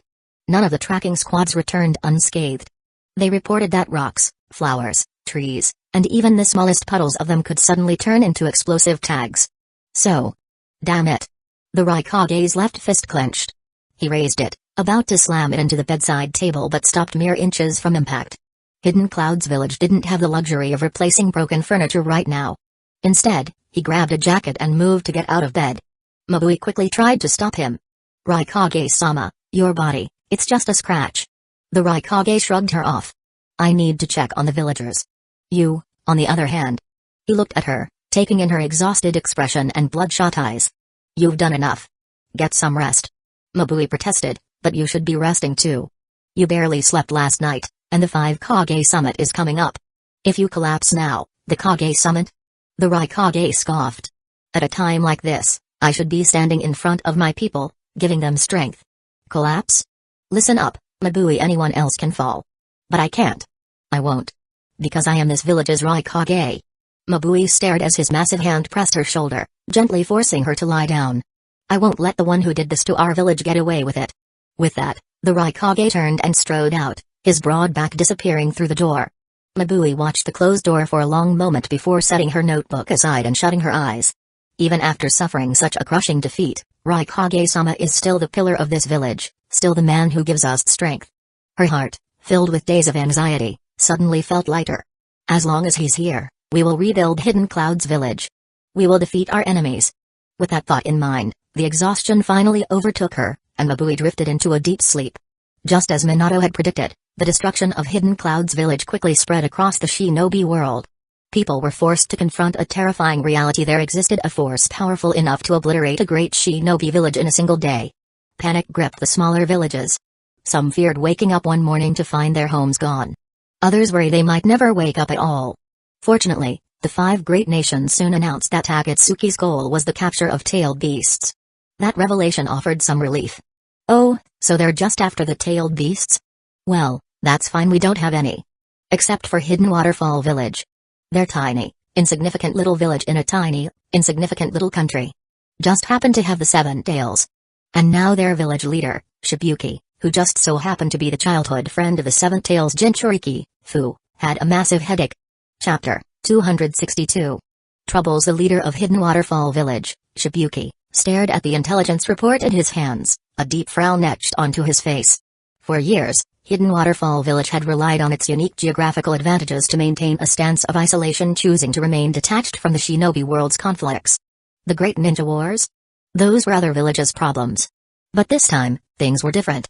Their enemies had set their sights on the 7 tails Jinchuriki. Yes, Hidden Waterfall Village's location was indeed well hidden, so much so that ordinary shinobi couldn't even find the village's entrance, let alone invade. The problem was, this enemy wasn't ordinary. They didn't need an entrance. And on top of that, there was Fu's reckless personality, which only made Shibuki's headache worse. With a loud bang, the door swung open, and Fu bounced into the room, eyes filled with anticipation. Shibuki. Can I go outside now? Trailing behind her, her assigned guards, Hon and Yoro, followed with helpless expressions.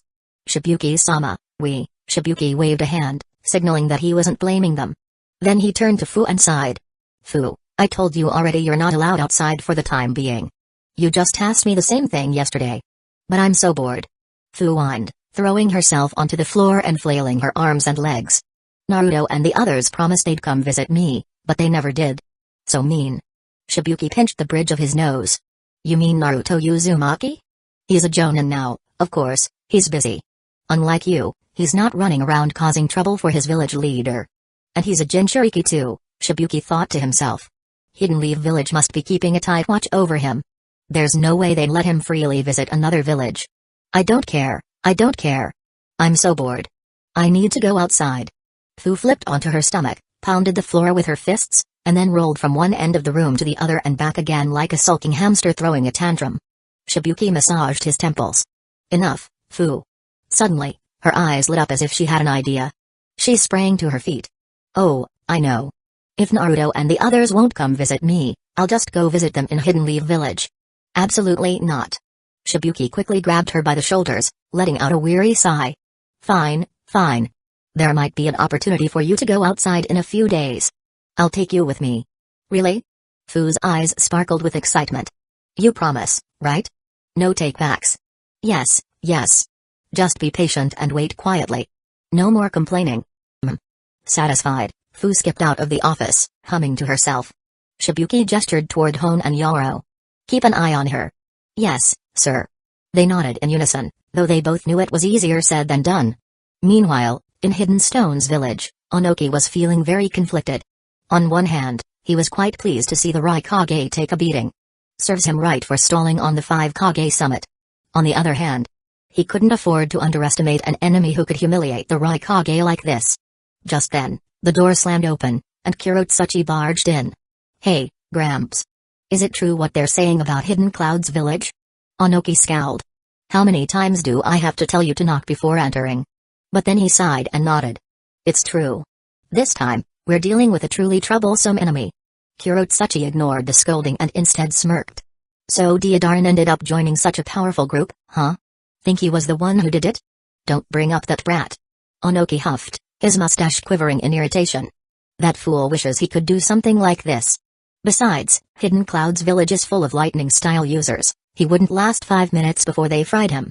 Kurotsuchi tapped her chin in thought. "So it must have been someone else. But what if they come for us next?" Onoki wasn't completely confident about facing this unknown enemy, but as the Sushi Kage, he couldn't afford to show weakness. "Humphrey. If they come here, I'll obliterate them with a single particle-style attack." Sure, Kurotsuchi responded half-heartedly. Onoki's eyebrow twitched. What kind of reaction is that? Floating upward to meet her eye level, he was just about to give her a proper lecture, when suddenly, his expression twisted in pain. "Ah. My back." Kurotsuchi rolled her eyes. "I told you to stop overexerting yourself." She pulled out a letter and handed it to him. "Here, this came from Mifune in the Land of Iron." The Land of Iron was a rare neutral territory with no hidden village, instead relying on samurai warriors. Many samurai prided themselves on their ability to draw their swords faster than shinobi could form hand seals, making them formidable opponents in certain matchups. Some samurai even looked down on shinobi for their underhanded tactics. Mifune, however, was different. As the leader of the Land of Iron, his status was roughly equivalent to that of a Kage. He had personally fought legendary figures and knew the true strength of shinobi firsthand. His most notable battle had been against Hanzo the Salamander, a feat that, while impressive, ranked slightly below someone like Kakazu in notoriety. The upcoming 5 Kage summit was set to take place in the Land of Iron, so Onoki assumed Mifune's letter was related to that. Grimacing as he straightened up, he took the letter and read it. "What's it say?" Kurotsuchi asked, peering over his shoulder. Onoki frowned. "It's a request. The leader of Hidden Waterfall Village wants to observe the 5 Kage summit, and Mifune wants to know if we approve." Kurotsuchi tilted her head. "Hidden Waterfall Village? That secluded little village?" "That's right. Small as they are, they do have the 7 tails." Onoki smirked knowingly. "Looks like they finally realize they can't protect it from Akatsuki and want to ask for help. Are we agreeing to it?" "Of course. The 7 tails is one of Akatsuki's targets. Any extra advantage we can get is worth considering. Besides," Onoki had another idea. "If they needed bait to lure out Akatsuki, they'd never get away with using hidden leaf villages, hidden mist villages, or hidden sand villages Jinchuriki. But hidden waterfall villages? No one would object to that. Hidden waterfall village's opinion? Who cares what a minor village thinks?" The same request was sent to the other villages, and unsurprisingly, there was little opposition. Since it involved tailed beasts, Hidden Waterfall Village had a legitimate stake in the matter. The Raikage, in particular, had no objections. He had one goal: destroying Akatsuki. If using the 7 tails could draw them out, he'd personally stand guard at Hidden Waterfall Village's gate if he had to. Meanwhile, Akatsuki was busier than ever. With fewer members, extracting tailed beasts was taking longer than expected. Once they finished sealing the 8 tails, Nagato would have to repair the damaged panes, as well as create a new animal path to replace the one they lost. And on top of that, their outsourced work with the mercenaries hadn't progressed at all. They'd have to send someone to check in. They wouldn't have just taken the money and run. Right? Chapter 263. Door closed. The mercenaries hadn't run away. As professional hired hands, they valued their reputation more than their lives. Since they had already accepted Akatsuki's payment, they were committed to completing the job. It absolutely had nothing to do with the fact that, after hearing what had happened to Hidden Cloud's village, they were terrified of getting obliterated. Ever since news of Hidden Cloud's village's destruction spread, Hidden Mist Village had intensified its security. Yagura was even considering relocating Utakata outside the village to avoid endangering civilians. Thanks to these heightened security measures, the mercenary group found their infiltration plans increasingly difficult. They were forced to set up their hideouts farther away, making it nearly impossible to sneak in and capture the Jinchuriki. A man in green attire, clearly impatient, grumbled, "Boss, isn't Akatsuki screwing us over? We finally had the layout figured out, and then they went and caused this huge mess. Now Hidden Mist Village's defenses are completely different. How are we supposed to act now? Should we just refund their money and call it quits?" The one in purple, clearly annoyed by his hot-headedness, retorted, "Easy for you to say. This job pays big. If we quit now, are you going to cover my share?" The green-clad man scoffed. "In your dreams." "Enough," the red-clad leader interrupted. "It's clear they won't be moving the Jinchuriki anytime soon. Let's wait until after the 5 Kage summit. In the meantime, we'll take turns keeping watch and increase our surveillance with more insect scouts to track their movements." The blue-clad member raised an eyebrow. "What if Akatsuki pushes us for results?" The leader smirked. "Then they pay more. They're the ones who made this job harder. Either they cough up extra cash, or they wait a little longer. The most annoying kind of employer is the one who screws up their own mission." With their strategy set, the 5 mercenaries reluctantly returned to their positions. Hidden Mist Village wasn't the only village stepping up its defenses. Hidden Leaf Village was also on high alert. Even Naruto had been dragged into helping the barrier team enhance their defensive and sensory barriers. Every day, he had to recharge Inkrad's energy reserves as well. Currently, Inkrad had been relocated to the southern coast of the Land of Fire, protected by additional concealment and defensive seals. It was designated as Hidden Leaf Village's last resort evacuation site.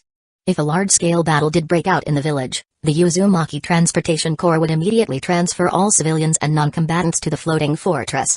Losing land is fine as long as the people survive. The land can always be reclaimed. Of course, the ideal scenario was still preventing enemies from reaching the village in the first place, which was why they were strengthening the sensory division's barrier network. Meanwhile, Sakura was nearly a full-fledged medical ninja and had recently been assisting in training field medics. The goal wasn't to turn them into full-fledged medical ninja but to ensure every squad had at least one member with basic battlefield medical skills. Years ago, Tsunoda had suggested that every team include a medical ninja, but Hidden Leaf Village's previous leadership had rejected the idea. After Tsunoda's return, she revived the initiative with Minato and Jiraiya's full support. It was a gradual process. They couldn't just dismantle existing teams or force a shift to 5-man squads.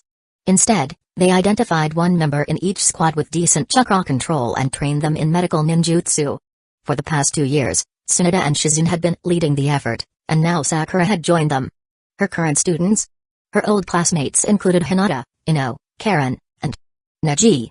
Why is it Neji Nazen representing Team Gay and not Denton? Hinata tilted her head curiously. Ino and Karen also looked at Neji, clearly wondering the same thing. Neji hesitated, looking a bit awkward. Sakura explained, typically, the Kunoichi in each team have the best chakra control, so they're more suited for medical ninjutsu. But Tenten? Ino raised an eyebrow. No way. Tenten learned the Hokage's signature jutsu. Her chakra control can't be bad. Sakura sighed. It's not that her control is bad. The problem is, she has zero talent for medical ninjutsu. She couldn't even pass the basic entry test. The entry test was simple, using a specially designed scroll as a guide. The student had to infuse chakra into a designated area to heal a fish. Those with potential only needed to follow the scroll's instructions carefully to succeed. Tenten, however. For some reason, the moment her chakra entered the fish, it immediately died. It didn't matter if the fish had been clinging to life, it instantly perished the second she tried to heal it. Tenten, unwilling to accept defeat, kept trying. She tried dozens of times. By the end of the day, not only her team, Gay, Neji, and Lee, but even Sakura, who had been supervising, had eaten so much grilled fish that they never wanted to see another one again. Sakura had no choice but to let Neji try. He succeeded on his first attempt. Even Lee and Gay, who were not exactly chakra control experts, could at least avoid instantly killing the fish. Devastated, Tenten had clutched her chest and groaned, "My idol is Lady Tsunoda. I always dreamed of becoming an incredible kunoichi like her. But I have no medical talent at all. And I'm worse than Lee?" Then, with a dramatic sigh, she placed a hand on Neji's shoulder. "Neji, I'm entrusting my dreams to you." Hinata, Ino, and Karen all fell silent, collectively mourning Tenten's shattered ambitions. The Sage of Six Paths opened a door for her. But then slammed a window shut right in her face. "All right, enough of that," Sakura clapped her hands. "Let's start today's lesson." She cleared her throat and adjusted her stance, mimicking Tsunoda's authoritative posture. For a moment, her entire demeanor shifted. Even Ino, her longtime rival and best friend, felt momentarily intimidated. The lesson went smoothly. As expected, Hinata and Neji excelled in the theoretical aspects. After all, aside from medical ninja, no one understood the human body better than the Hyuga. With their Byakugan's X-ray-like vision, applying it to medical ninjutsu was practically cheating. However, the fastest learner turned out to be Karen. Even Sakura was surprised by how quickly Naruto's seemingly carefree onsen grasped the techniques. Ugh, I'm exhausted. Ino stretched. Then her eyes brightened with an idea. Since we're all together, how about we go to the hot springs? She sighed dramatically. Though, I have heard rumors about peeping toms lurking around. I haven't dared to go in ages. Karen adjusted her glasses. No problem. My mom set up a special barrier around the baths. No one can see through it. Sakura grinned and cracked her knuckles. Tsunade-sensei also mentioned this problem. She caught one of the perverts red-handed and beat the crap out of him. Then it's settled. Ino cheered. Hinata, you in? Hinata hesitated, a bit shy. Oh okay. I'll head home first, Neji said, already excusing himself from the conversation. Do you want me to invite Tenten? Of course. It'll be more fun with everyone, Ino nodded eagerly. Then she turned to Karen. Oh, and invite Yakumo and Hiku too. Karen sighed. How many times do I have to tell you? Hiku is a guy. Chapter 264. Hot Spring. Steam filled the air as 6 young women stepped into the hot spring after rinsing off, their silhouettes hazy in the mist. To keep their hair from getting wet, Sakura, Ino, and Karen tied theirs into high ponytails, giving them an energetic and stylish look. Hinata and Yakumo neatly coiled their long hair atop their heads, exuding an air of elegance. Meanwhile, Tenten kept her signature twin buns, looking as lively as ever. Tenten, half submerged in the water, rested her arms on the pool's edge and placed her chin atop them, letting out a long sigh of satisfaction. Nothing beats a hot bath after a long day of training. Agreed. Ina leaned back against the pool wall, tilting her head slightly to expose her neck and the curve just below. Then, with a teasing smile, she added, But Tenten, you sound like an old man complaining about life. Tenten groaned. Ugh, whatever. If you had a teacher who wore a green spandex bodysuit, you'd be the same. PFFT, Ino burst out laughing at the mental image of Might Guy, but her amusement quickly faded. Well, my chain-smoking teacher isn't much better. She turned to Karen and Yakumo. Hey, don't your sensei ever try to make him quit? At first, she didn't care, Yakumo answered, a mischievous smile playing on her lips. I even caught her lighting his cigarettes for him a few times. But lately, she's started restricting him. Huh? Why? Ino, Sakura, and Hinata all perked up, while even Tenten turned over, clearly eager for gossip.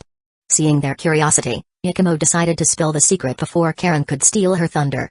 Because Kurenai-sensei is pregnant. Oh, that makes sense. 4 nods of understanding followed. 2 seconds later, pregnant? Their collective shock nearly made the entire bathhouse tremble.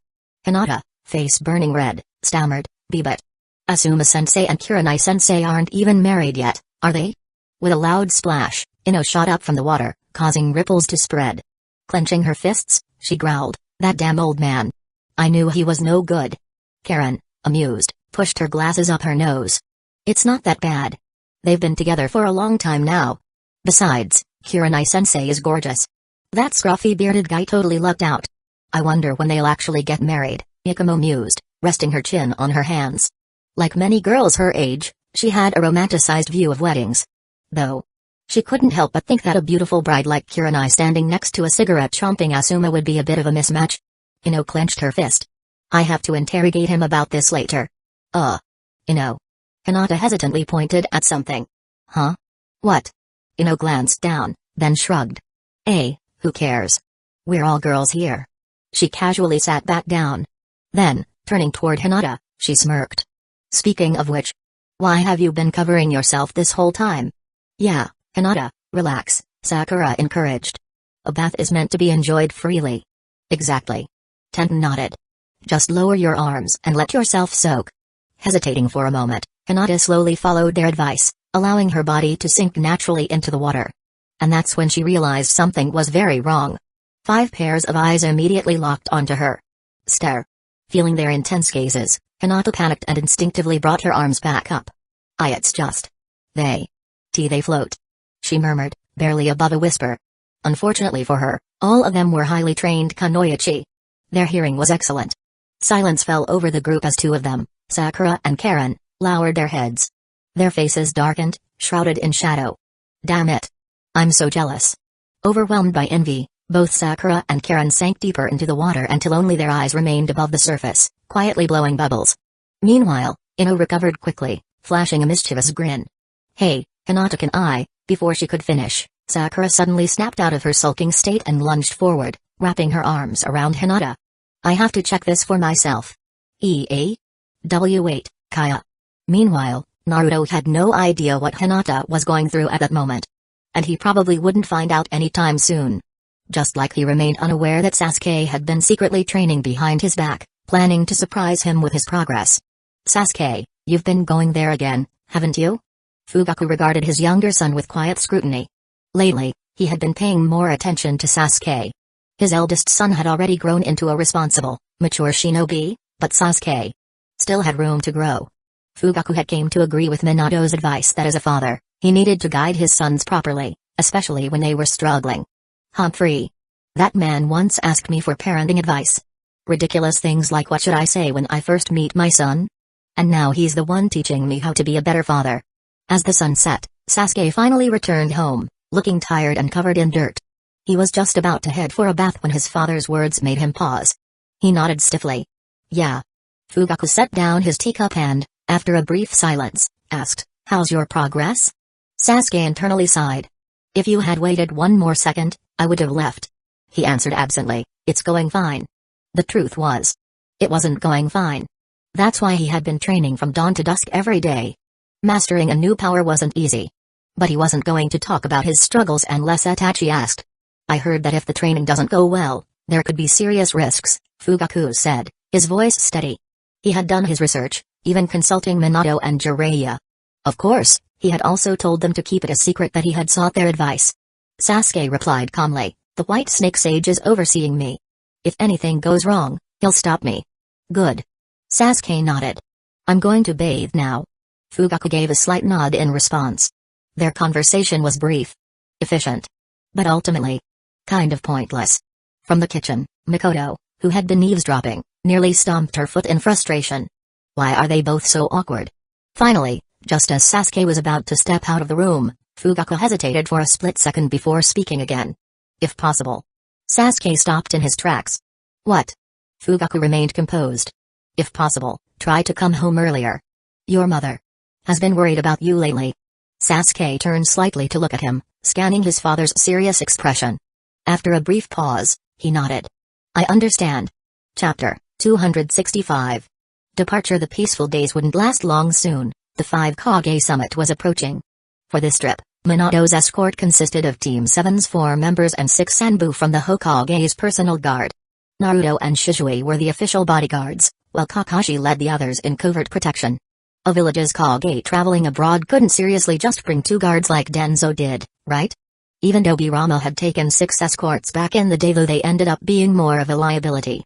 As for Hashirama, when he attended the original 5 Kage summit, he had only brought Tobirama along. But that was because he and his brother were literally unmatched in the world. Kakashi and the advance team had already departed to scout the route and ensure security. Meanwhile, Naruto and Shizui stood behind Minato, watching as people gathered to see them off. Izumo and Kotetsu stood stiffly at the village gates. Although they had previously considered transferring posts, they definitely weren't about to bring it up while their beloved 4th Hokage was personally seeing them off. Asking such a kind Hokage to personally handle their replacement would feel like a crime. The Hokage is already so busy, and we're some of his most trusted guards. How could we burden him with our selfish whims, right, Kotetsu? Exactly, Izumo. We should work even harder and be more responsible. And so, with renewed determination, they continued to guard Hidden Leaf Village's sacred entrance. The 5 Kage summit was no secret, so even ordinary villagers knew about it. Anyone with free time had came to see Minato off, and given his popularity, the turnout could only be described as a citywide event. At the front of the crowd stood his closest friends and allies, Jiraiya, Tsunade, Kushina, and Kimimaro, along with Fugaku and Hayashi, representing their clans. Minato turned to Jiraiya and Tsunade with a solemn expression. Jiraiya-sensei, Tsunade-senpai. I'm leaving the village in your hands. Please take care of Kushina and everyone else. Jiraiya thumped his chest. Don't worry. As long as the Great Toad Sage is here, nothing bad will happen. Tsunade nodded confidently. You can count on us. Kushina, however, pouted. Hey, don't talk like I'm some kind of burden. She flexed an arm, showing off barely visible muscle. I am strong, you know. Yes, my mistake. Minato chuckled, giving her a gentle hug. Naruto, blinking at them, decided to copy his father. He ran up and hugged Hinata, then quickly dashed back to his spot with a cheeky grin, waving at his friends. Hinata sneaked a glance at Hayashi, worried about his reaction. Seeing that his expression remained unchanged, She let out a breath of relief only to turn back and meet the teasing gazes of her friends. Kushina, having watched Naruto's antics, turned back to Minato. You know how reckless Naruto is. Make sure to protect him. Minato smiled. I will. Naruto couldn't take it anymore. Mom. You've got it backwards. I'm the bodyguard here. Kushina grinned. Oh, is that so? Then, Naruto, you better protect your dad.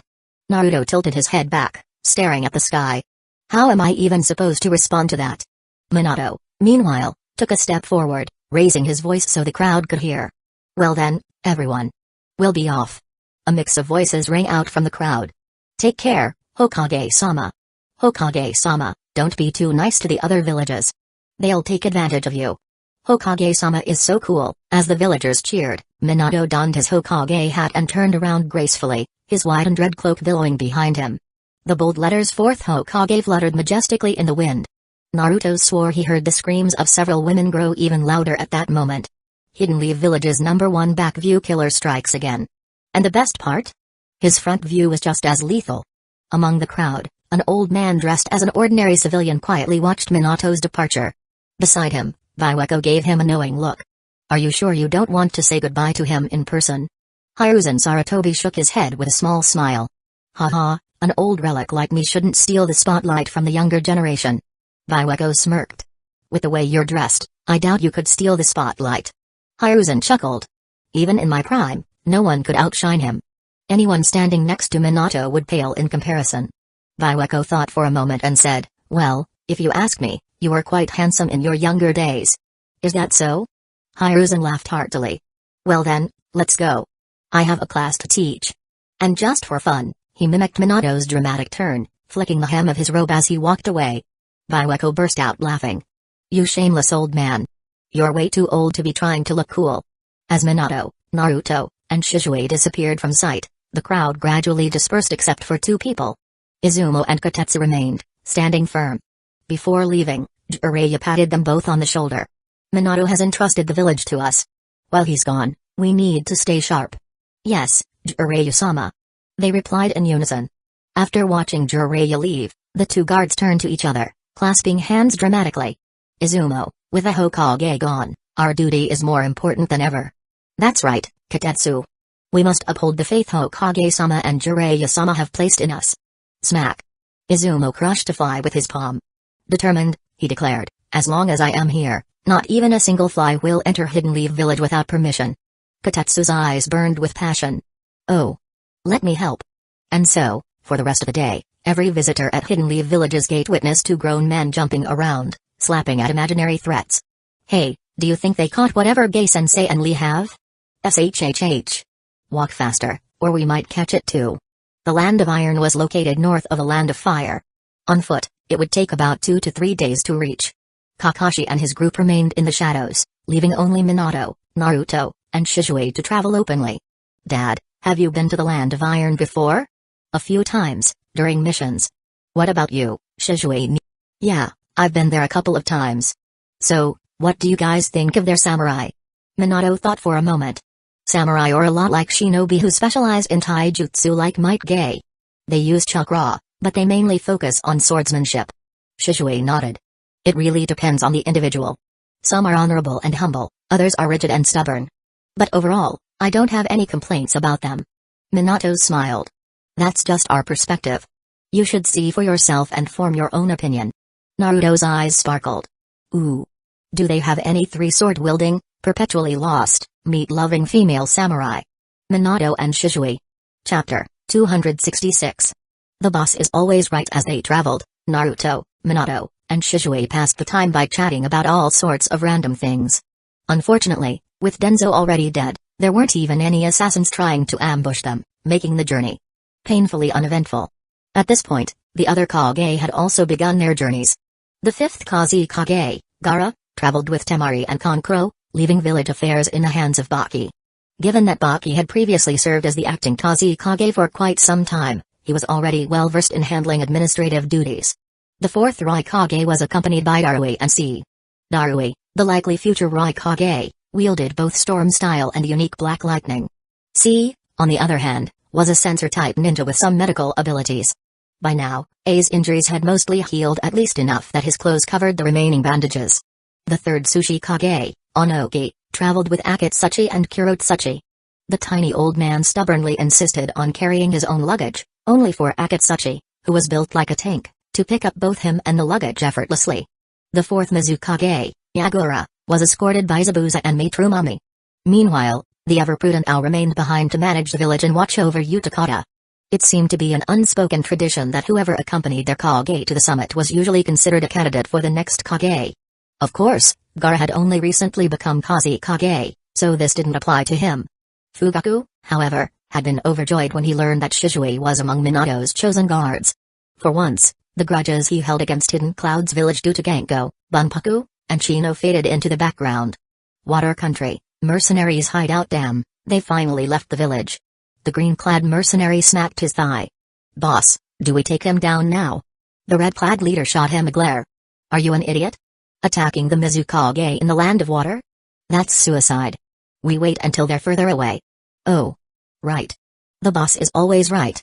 The 5 mercenaries followed at a distance, releasing scouting insects along the way.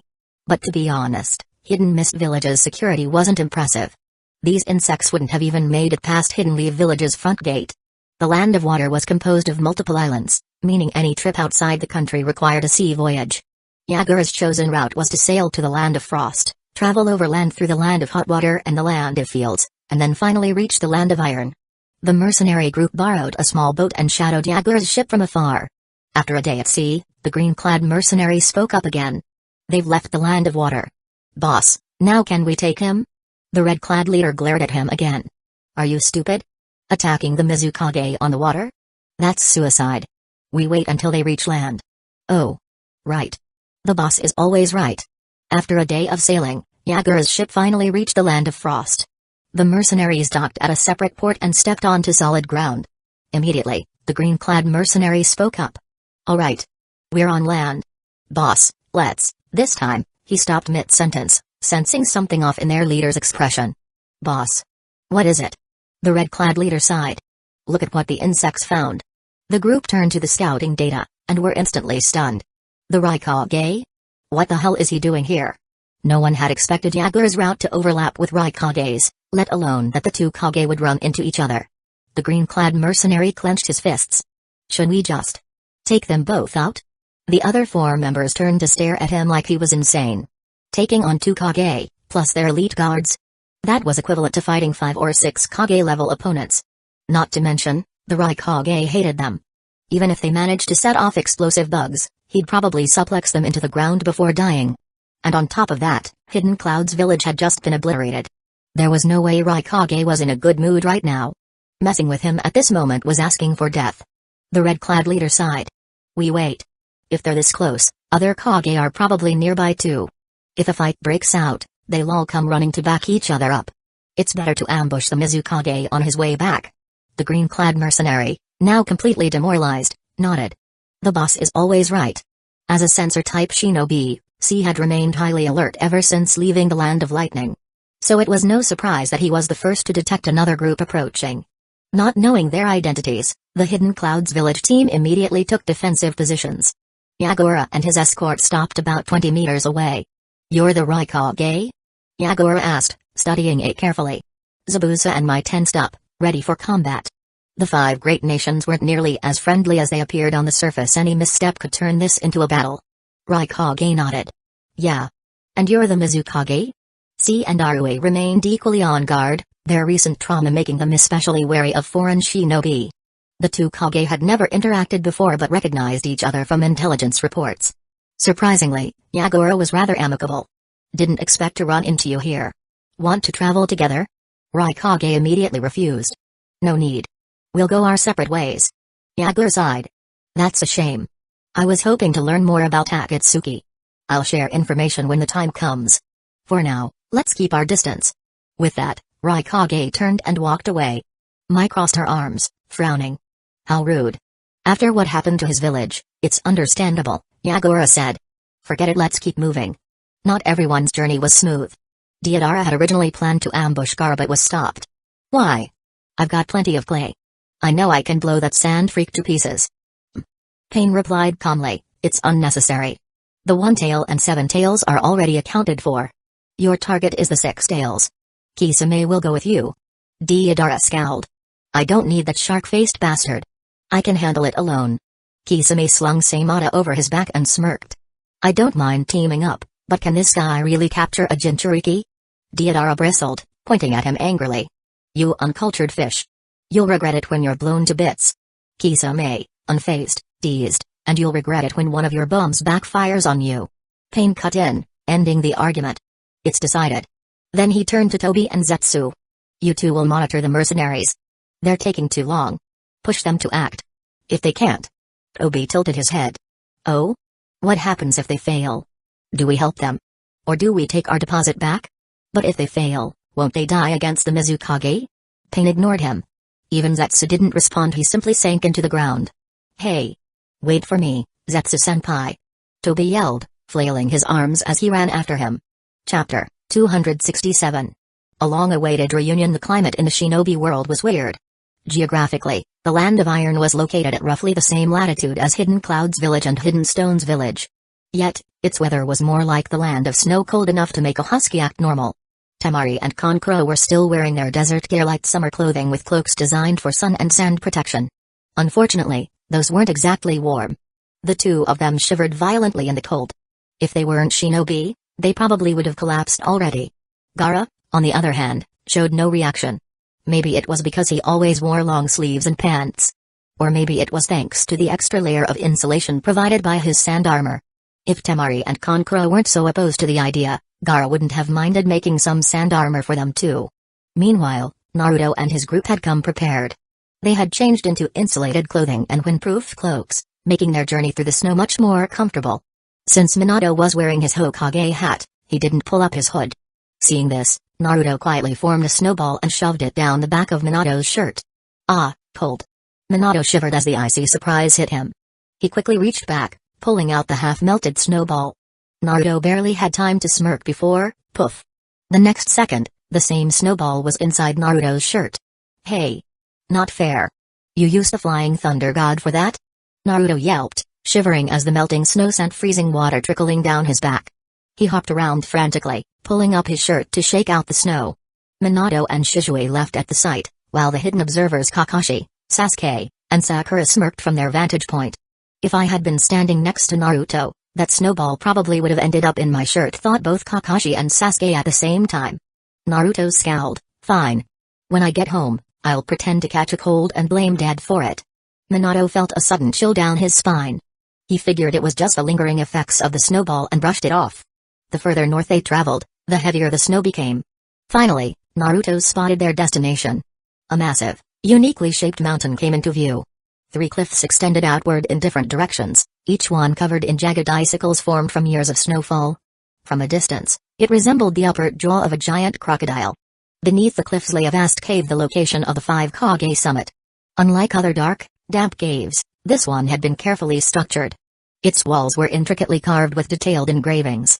At the very back of the cave, the space suddenly opened up into a massive open-air plaza. Snowflakes drifted down from above, settling on the multi-tiered, pyramid-shaped structure at the center. A samurai, likely the Land of Iron's equivalent of Izumo and Kotetsu, stepped forward to greet them. We have been expecting you. At the entrance, about a dozen armored samurai stood guard. Each one was fully clad in armor, helmets covering their heads. And for some reason, they were all wearing gas masks. Naruto squinted. Is this because Mifune got traumatized by Hanzo's poison gas back in the day? Their heavy armor was caked in snow, and every movement they made caused their metal plates to clink together. It was like seeing colorless Kamen Riders. Minato nodded in greeting. Thank you for your hard work. The samurai simply responded, it is our duty. Please, follow me. As Minato, Naruto, and Shizue entered, Kakashi's group remained outside to maintain security. Minato handed his cloak to Naruto, then turned to the samurai. How many have arrived so far?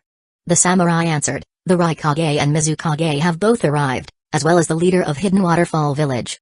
Naruto shook off the snow from both his and Minato's cloaks before folding them up. Looks like we're not too late. I wonder who Hidden Clouds Village sent, maybe someone I've beaten before? Shizue patted Naruto's shoulder.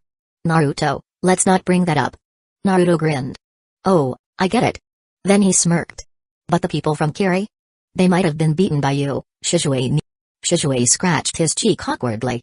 That was actually possible. His moniker, Teleportation Jutsu, was earned on the Hidden Mist Village battlefield, and not every opponent he fought had been killed. There was a real chance that some of today's attendees had been beaten up by him. Naruto chuckled. It's no big deal. I mean, even the Raikage got beaten up by Dad. Shishui had no response to that. Even the samurai leading them started sweating a little. This kid really has no filter. Minato turned around. Naruto, that's enough. Strictly speaking, I never defeated the Raikage or B. Our battle was inconclusive. Let's not spread misinformation. Naruto shrugged. Alright. So, have you ever met Hidden Waterfall Village's leader? Minato shook his head. No. In some ways, Hidden Waterfall Village is even more secretive than Kiri. But you've met a few of their genin before, haven't you? Naruto nodded. Yeah, I get along with Fu pretty well. He suddenly remembered something. Fu had once given him a bag of random items, which he'd left at Hinata's place. Now that he thought about it, had she ever checked what was inside? Hopefully, there wasn't anything weird in there. Naruto continued, Fu's fine, but her two teammates were shady. They were Jonin pretending to be Genin during the Chunin exams. So unfair. Especially since they were ugly, too. Naruto made a disgusted face. And then, speak of the devil. A green-haired figure flew out of the meeting hall and tackled him in midair. Naruto. Fu's wings flapped as she clung to his head, wrapping her arms around him, literally a flying tackle hug. Naruto staggered, prying her off his face. Hey! Get down already. His nose stung from the impact. Damn it, why are all the strong kunoichi in my life like this? Hinata really was the best. Fu pouted. You promised to visit Hidden Waterfall Village, but you never came. Well, I've been busy. Naruto rubbed the back of his head, eyes shifting. Okay, fine. I had free time. But I spent it with Hinata, and Taki is a hassle to get to. As he looked away, his gaze landed on two very familiar faces. Hon and Yoro, Fu's two teammates who had definitely heard everything he just said about them. The awkwardness in their expressions was palpable. Naruto gulped. Yeah. Gotta stop bad-mouthing people behind their backs. Chapter 268. Why are you wearing Shikamaru's clothes? Naruto turned his head away from Hon and Yoro, only to meet Minato's amused gaze. Minato blinked at him meaningfully. Son, this is on you. Hinata is such a sweet girl, and here you are getting tackled by another girl in public. Naruto blinked back. Dad, you've got it all wrong. Fu is just really outgoing and kind of airheaded. She only sees me as a friend. Minato blinked again as if saying, fine, I'll believe you for now. Meanwhile, Fu had finished pouting, now standing with her hands on her hips. Alright, you're forgiven. Let's go outside and play. We can have a snowball fight, build snowmen, and, she started counting the activities on her fingers, but before she could get too far, Hon and Yoro quickly intervened. Fu, the summit is about to start. You can't just run off. Eh? But this is a rare chance to have fun outside. She protested. Naruto patted her shoulder. I've got duties too. We'll play later, alright? Fine. Fu sighed in disappointment. The samurai guide, seeing that their little reunion had concluded, spoke up. The meeting chamber is just ahead. I'll take my leave here. Thank you for your hard work. Minato nodded and stepped inside, with Naruto and Shisui following closely behind. Inside, a U-shaped table was set up in the center of the room, with 5 seats arranged at the curve. Behind each seat, a curtain displayed the kanji for the 5 great nations, water, wind, fire, earth, and lightning. Across from them, a separate seat was positioned for Mifune, the meeting's host. Beside his seat, a temporary chair had been set up for Hidden Waterfall Village's leader. Above them, a second-floor balcony housed the guards. From there, they could observe and listen to the meeting while also being in a position to jump down and protect their respective Kage, though the real purpose of this arrangement was probably just to keep them from interrupting. Apparently, the rule barring guards from interfering in discussions had been set after the first 5 Kage summit. Back then, the Kages of water, wind, earth, and lightning had all agreed that if Tobirama Senju hadn't butted in so much, they probably could have extorted way more benefits from Hashirama. Since the meeting hadn't officially started yet, the room was eerily quiet. The Mizukage and Raikage were already seated at opposite ends of the U-shaped table, glaring at each other in mutual dislike. Their guards stood behind them, equally on edge. Hidden Waterfall Village's leader, Shibuki, was in a separate room where Mifune was briefing him on the summit's procedures. Fu had used this opportunity to slip out earlier. Minato entered to find this not-so-harmonious scene. But at least their arrival slightly eased the tension. Fourth Hokage, it's been a while. Yagura greeted, standing up. Not that it made much of a difference, his height barely changed whether he was sitting or standing. Zabuza's eyes softened slightly as if reminded of someone. Mai, on the other hand, had a very different reaction. She looked at Minato, hot. Then at Shizui, handsome. And finally at Naruto, cute. Mizukage-sama, permission to defect to Hidden Leaf Village. Indeed, it's been quite some time, fourth Mizukage. Both Minato and Yagura smoothly maintained the formal tone appropriate for an official setting. Naruto, meanwhile, glanced at Zabuza. Huh. So Hidden Clouds Village didn't send anyone I've beaten before. But Hidden Mist Village did. At the other end of the table, the Raikage almost stood up to greet Minato, but ultimately stayed seated, simply watching Yagura and Minato shake hands. Yagura smirked slightly and subtly tilted his chin toward A. That guy is impossible to talk to. He just ignores everyone. Minato walked over to the Raikage, offering a friendly smile. It's been over 10 years since we last met. Now we've both become Kage and so much has changed. A simply leaned back in his chair and closed his eyes. Whatever you have to say, save it for later, Hokage. Minato chuckled. He really hasn't changed. I understand. We'll have a proper discussion soon. He took his seat, fully aware of the Raikage's sour mood. Losing a loved one was never easy. With nothing else to do, Naruto leaned toward his father and whispered, Gaara's group isn't here yet. Want me to go get them? Minato shook his head. There's no need. This journey is an important experience for them. Meanwhile, outside. Aku. Kankuro sneezed loudly, rubbing his nose. Ugh, this is awful. Could you at least sneeze in another direction? Temari snapped, whacking him over the head. Kankuro winced. I didn't have time to aim.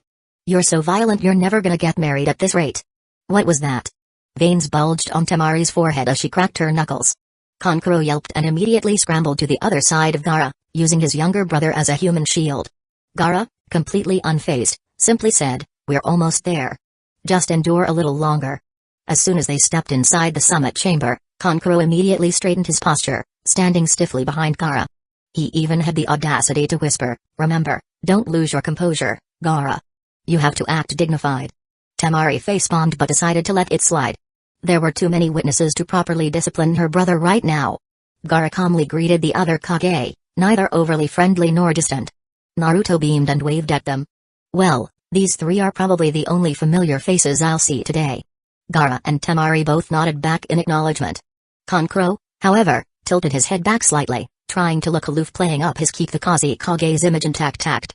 Naruto, what the hell is his problem today? After Gaara took his seat, Temari ended up standing right next to Naruto. Naruto glanced at her outfit, definitely not suited for this weather. After a moment's thought, he pulled out a brand new windproof cloak. Need this? Temari blinked, caught off guard. Why is he offering me this? Before she could think too much, Naruto shoved the cloak into her hands. This is Shikamaru's. Just thank him later. Still a bit confused, she hesitated. Then shrugged and put it on. The warmth spread through her immediately, and her cheeks turned a little pink. But as her body warmed up, her brain cleared up. Wait a second. Her expression changed. Why do you have Shikamaru's clothes? Naruto froze for a second. Then, with perfect comedic timing, he confidently replied, I decided 3 minutes ago that this belonged to him. Minato and Shizue barely held back their laughter. Naruto really had a talent for taking care of his friends. Temari was mortified. Wearing it was embarrassing enough. Returning it would be even worse. Kankuro, meanwhile, scooted over. Hey, do you have another one? Naruto smirked, tilting his head back like Kankuro had done earlier. I do have an extra. Kankuro, really? Naruto tossed him another cloak. That one's Akamaru's. Kankuro. Wait. Akamaru. As in Kiba's dog? Why is mine a dog's cloak, you bastard? Naruto crossed his arms. What, you got a problem with Akamaru? Kiba treats him like a brother, you know. Watch out, he might come to bite you. Kankuro. Chapter 269. The summit begins. You brats sure got here early, Onoki grumbled as he finally arrived with Akatsuchi and Kurotsuchi. Yeah, well, unlike the Sushi Kage, we're young and don't have mobility issues, Yagura quipped with a polite smile, but the moment he was called a brat, he was instantly offended. Maybe it was a height thing, he hated being treated like a kid. Unlike certain women who used jutsu to maintain a youthful appearance, his frustrations were genuine. Onoki hadn't planned to be late. But as they neared the summit location, He had insisted on walking the rest of the way himself. A Kage should never look weak. "I can walk just fine," he had declared confidently. And then promptly threw his back out in the middle of a blizzard. So, after enduring searing back pain and his granddaughter's merciless mockery, he had finally made his way inside. Understandably, his mood was terrible. So, as soon as he entered, he decided to pull rank and remind the others of his seniority. After all, technically, everyone here was younger than him. He hadn't expected the Mizukage, whom he had never even met before, to immediately snap back at him. Humphrey. The 5 Kage sure has changed. "I can't believe Hidden Mist Village chose such a rude brat as its leader," Onoki sneered. Yagura, who technically stood taller than the old man, if only barely, scoffed. "Speaking of poor decisions, shouldn't Hidden Stones Village have retired you by now? Or is your entire village so incompetent that they can't find a single person to replace you? That's just sad." The tension skyrocketed. Onoki smirked. Sharp tongue for such a small fry. But he wasn't actually mad. He had been in this game too long to be rattled by words alone. Still, as the leader of Hidden Stones Village, he couldn't back down. He had to hold his ground. The argument escalated, much to Naruto's delight. He loved a good show. He was so entertained that he completely forgot to examine the Raikage's legs. Minato sighed, about to step in, but before he could, Mifune entered the chamber, finally breaking up the bickering. Onoki grudgingly took his seat. Mifune stepped forward, 2 fully armored samurai flanking him. Naruto, sizing them up, casually noted that if a fight broke out, he could probably take them down in seconds. Behind them, Hidden Waterfall Village's leader, Shibuki, followed and took his place as an observer. Fu, for once, behaved and quietly stood behind him. Mifune spoke loudly, "Now that everyone is here, let us begin. Please place your hats on the table in front of you." One by one, the Kage removed their hats and set them down in a neat row: blue for water, green for wind, red for fire, brown for earth, and yellow for lightning. Naruto couldn't help but stare at Gaara's green hat. So Gaara's been wearing a green hat this whole time? What was the first Kazekage thinking? Did desert people just really crave greenery that much? The guards all jumped up to the second-floor balcony, giving them a perfect view of the meeting while keeping them out of direct participation. Fu, Hone, and Yuro also joined them. Hidden Waterfall Village's participation was a special case, so no one really cared that Shibuki had brought 3 people. Or maybe they just didn't take them seriously. After all, their combat ability was questionable at best. Mifune continued, "This summit was called at the request of the Sushi Kage. As host and moderator, I, Mifune, will oversee this meeting. Hidden Waterfall Village's leader, Shibuki, will be present as an observer." The 5 Kage nodded in acknowledgement, giving Shibuki a shred of courtesy. Shibuki himself didn't care much. Though he dreamed of strengthening his village, he knew Hidden Waterfall Village wasn't on the same level as the 5 great nations. His only priority here was ensuring Fu's safety. Mifune's expression hardened. The 5 Kage summit officially begins. And with that, he took his seat, allowing the Kage to begin their discussion. Onoki was the first to speak. "Since I initiated this summit, I'll start." He glanced around the table. "In my letter, I made it clear, the purpose of this meeting is to address the growing threat of the Akatsuki." He leaned forward. "By now, I assume your intelligence teams have noticed. Hidden Stones Village's 4 Tails and 5 Tails Jinchuriki have been missing for over a month. It's safe to say they were taken by Akatsuki." Onoki's eyes narrowed. "So tell me, how are your Jinchuriki holding up?" The Raikage slammed his palm onto the table. "Enough with this bullshit. My investigation revealed that Akatsuki is made up of your own traitorous shinobi. How the hell am I supposed to trust any of you? What is your game here?" Fortunately, thanks to recent experience controlling his strength, the table survived. Gaara remained calm. "As a Jinchuriki myself, I can confirm that Hidden Sand Village's traitor, Seisaori of the Red Sand, was a member of Akatsuki. He and another attacked Hidden Sand Village, but Seisaori was killed. The other fled, and I believe he was an Hidden Stones Village rogue shinobi." Temari and Kankuro, watching from the balcony, tensed. Was it really okay for Gaara to be so open about their situation? Onoki remained unfazed. "That would be Deodara. He was once my student, an extremely troublesome one. I would love to capture him myself. I assume the other villages are dealing with similar problems." His tone sharpened. "And that is why we're here. We all have defectors in Akatsuki. We all have suffered losses. We should be united against this threat." I growled, unconvinced. "Easy for you to say, you old bastard. I know Hidden Stones Village used Akatsuki before. Don't act innocent." His glare shifted. "And you, Mizukage? Kiri's been secretive for decades, but the moment you started working with Hidden Leaf Village, Akatsuki's movements increased. You expect me to believe that's a coincidence? Yagur stayed silent. Admitting he had been mind-controlled would be bad for Kiri's reputation. Gar frowned slightly. Sushi Kage, what does he mean? Hidden Stone's village used Akatsuki. Onoki sighed.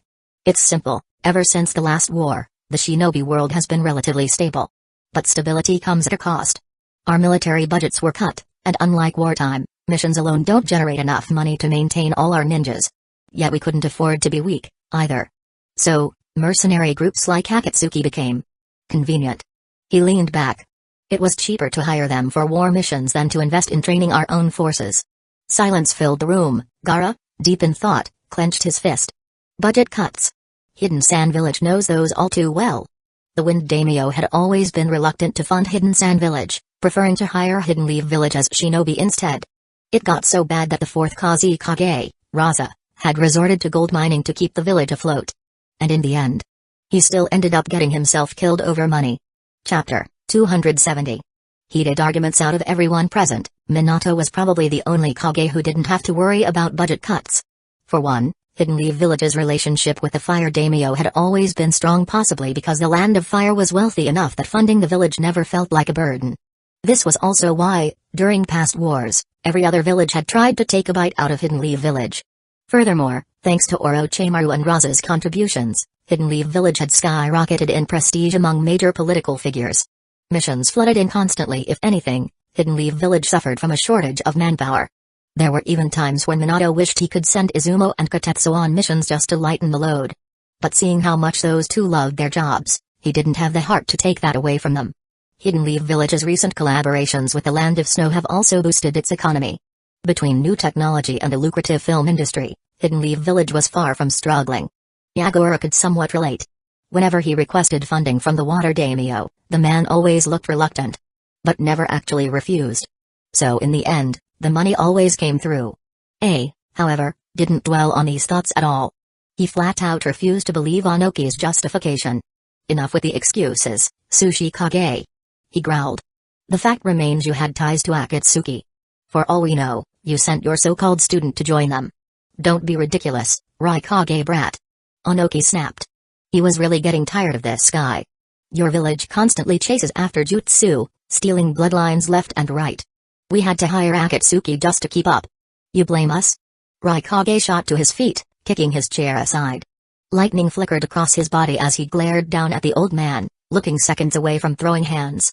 Akatsuki and Kurotsuchi immediately leapt down to shield Onoki. C and Arue did the same for Raikage. The other guards followed suit.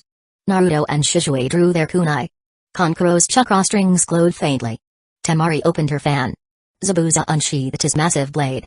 Mai prepared to spew something deadly. Fu, who had been a little slow on the uptake, hurriedly flew in front of Shibuki, mimicking everyone else's stances. Would they actually start fighting? Maybe.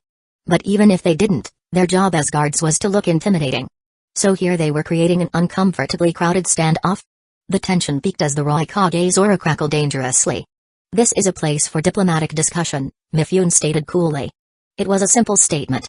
But as the moderator representing a neutral nation, his words gave everyone an out. Minato softly spoke. Naruto, Shizue, stand down. Yagura crossed his arms. Mai, Zabuza returned to position. Gar's voice was calm. Temari. Kankuro. Onoki floated back to his seat and tilted his chin toward the balcony, silently instructing his guards to withdraw. C quietly set Raikage's chair upright again. A said nothing, merely dropping into it with a scowl. One by one, the guards retreated to their designated spots. Even Fu, after a bit of prodding from Shibuki, returned to her seat still looking confused about what had just happened. Mifune nodded. Please, continue. Raikage. Brief silence followed before Minato spoke. Sushi Kage, Raikage, at this point, debating past decisions is pointless. He glanced around the table. Let's be honest, every village has done things they aren't proud of. Some were for their village's benefit, others for personal gain. And sometimes, the consequences were never intentional. His expression softened. But we didn't come here to argue over the past, we're here because of Akatsuki. Hidden Stones Village and Hidden Clouds Village want their tailed beasts back. Kiri, Hidden Sand Village, and Hidden Leaf Village want to eliminate a threat that could strike at any moment. For now, our goals align.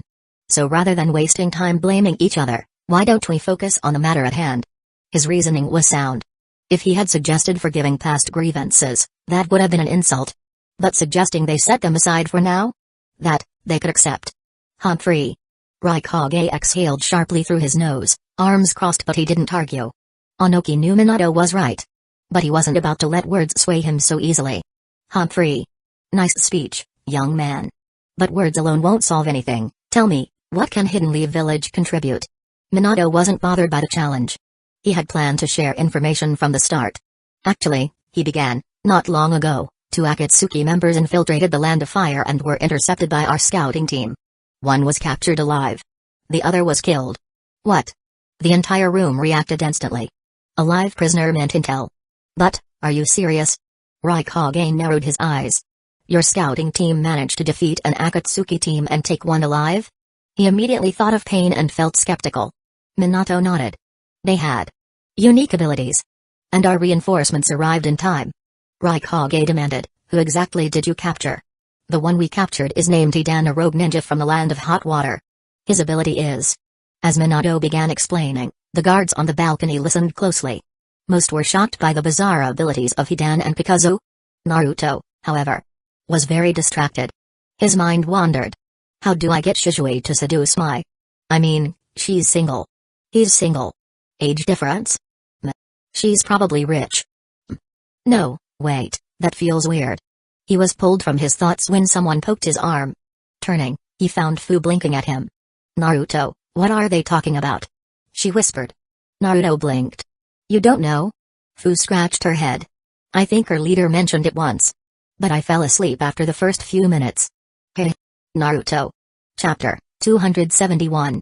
The troublemaker from Hidden Cloud's village watching Fu laugh carefreely with her hands on her hips, Naruto slapped his forehead. Was it really something to be proud of to fall asleep during a serious briefing? Back in his younger days, as a well-behaved student, he would never have dozed off during a lecture, though that might have been easier since they always had to stand during speeches. Unable to resist, Naruto reluctantly started explaining Akatsuki's activities. Fu's reaction was dramatic, her eyes wide with shock. Wait, they want to capture Jinchuriki? You poor things must be so miserable. Naruto gave her a sharp tap on the head. Focus. You're a Jinchuriki too. Eh? Fu raised her hands, pointing to herself, looking almost pleased. So they'll come after me too? Why are you so happy about that? Naruto muttered, starting to feel like he was being possessed by Tenten's spirit. He couldn't hold back his sarcasm. You really think they're here to play hide and seek with you? Fu grinned. Kind of. I'll hide, and they'll be the ghosts. If they catch me, I'll die. While her understanding of the situation was, to put it mildly, unconventional, Fu did seem to have grasped the general idea.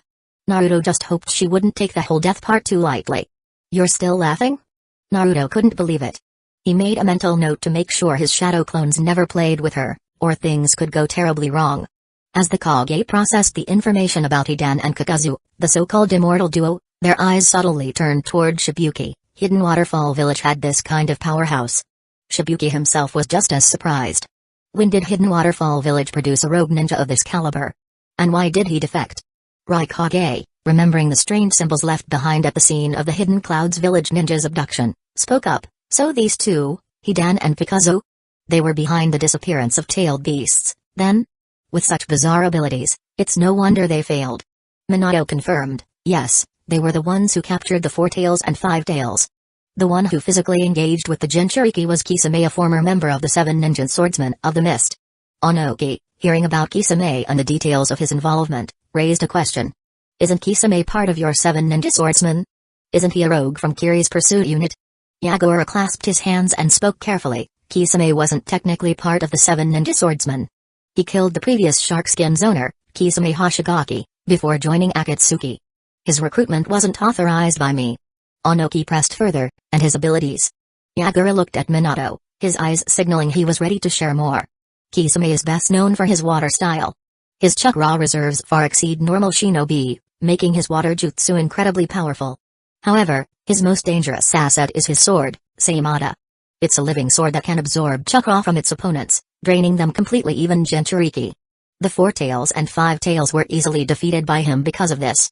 Onoki nodded sagely. I see. The searing lava style users like Hao or Han, they wouldn't stand a chance against Kisame. Naruto, overhearing, mentally agreed. Kisame's strength in absorbing chakra made him a nightmare for taijutsu-based fighters. A very real threat. But then, his mind wandered. What would happen if Raikage fought Kisame?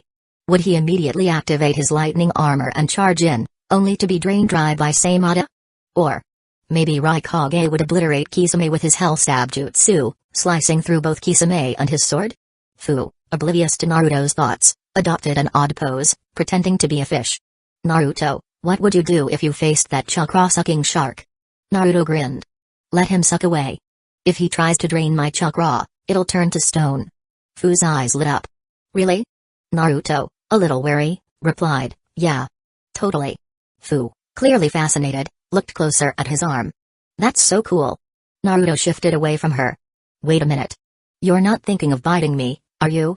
Fu blinked, then grinned mischievously. What? How did you know? Your mouth's watering. Hee hee, can I try? Shizui, watching the playful exchange, just shook his head and smiled. If it were me, I'd probably just use a Genjutsu. Then finish him off before he even knew what hit him. Or maybe I'd just use Susanoo? Seeing the tension momentarily ease, Onoki decided to make his next move. Alright, enough talking about those two.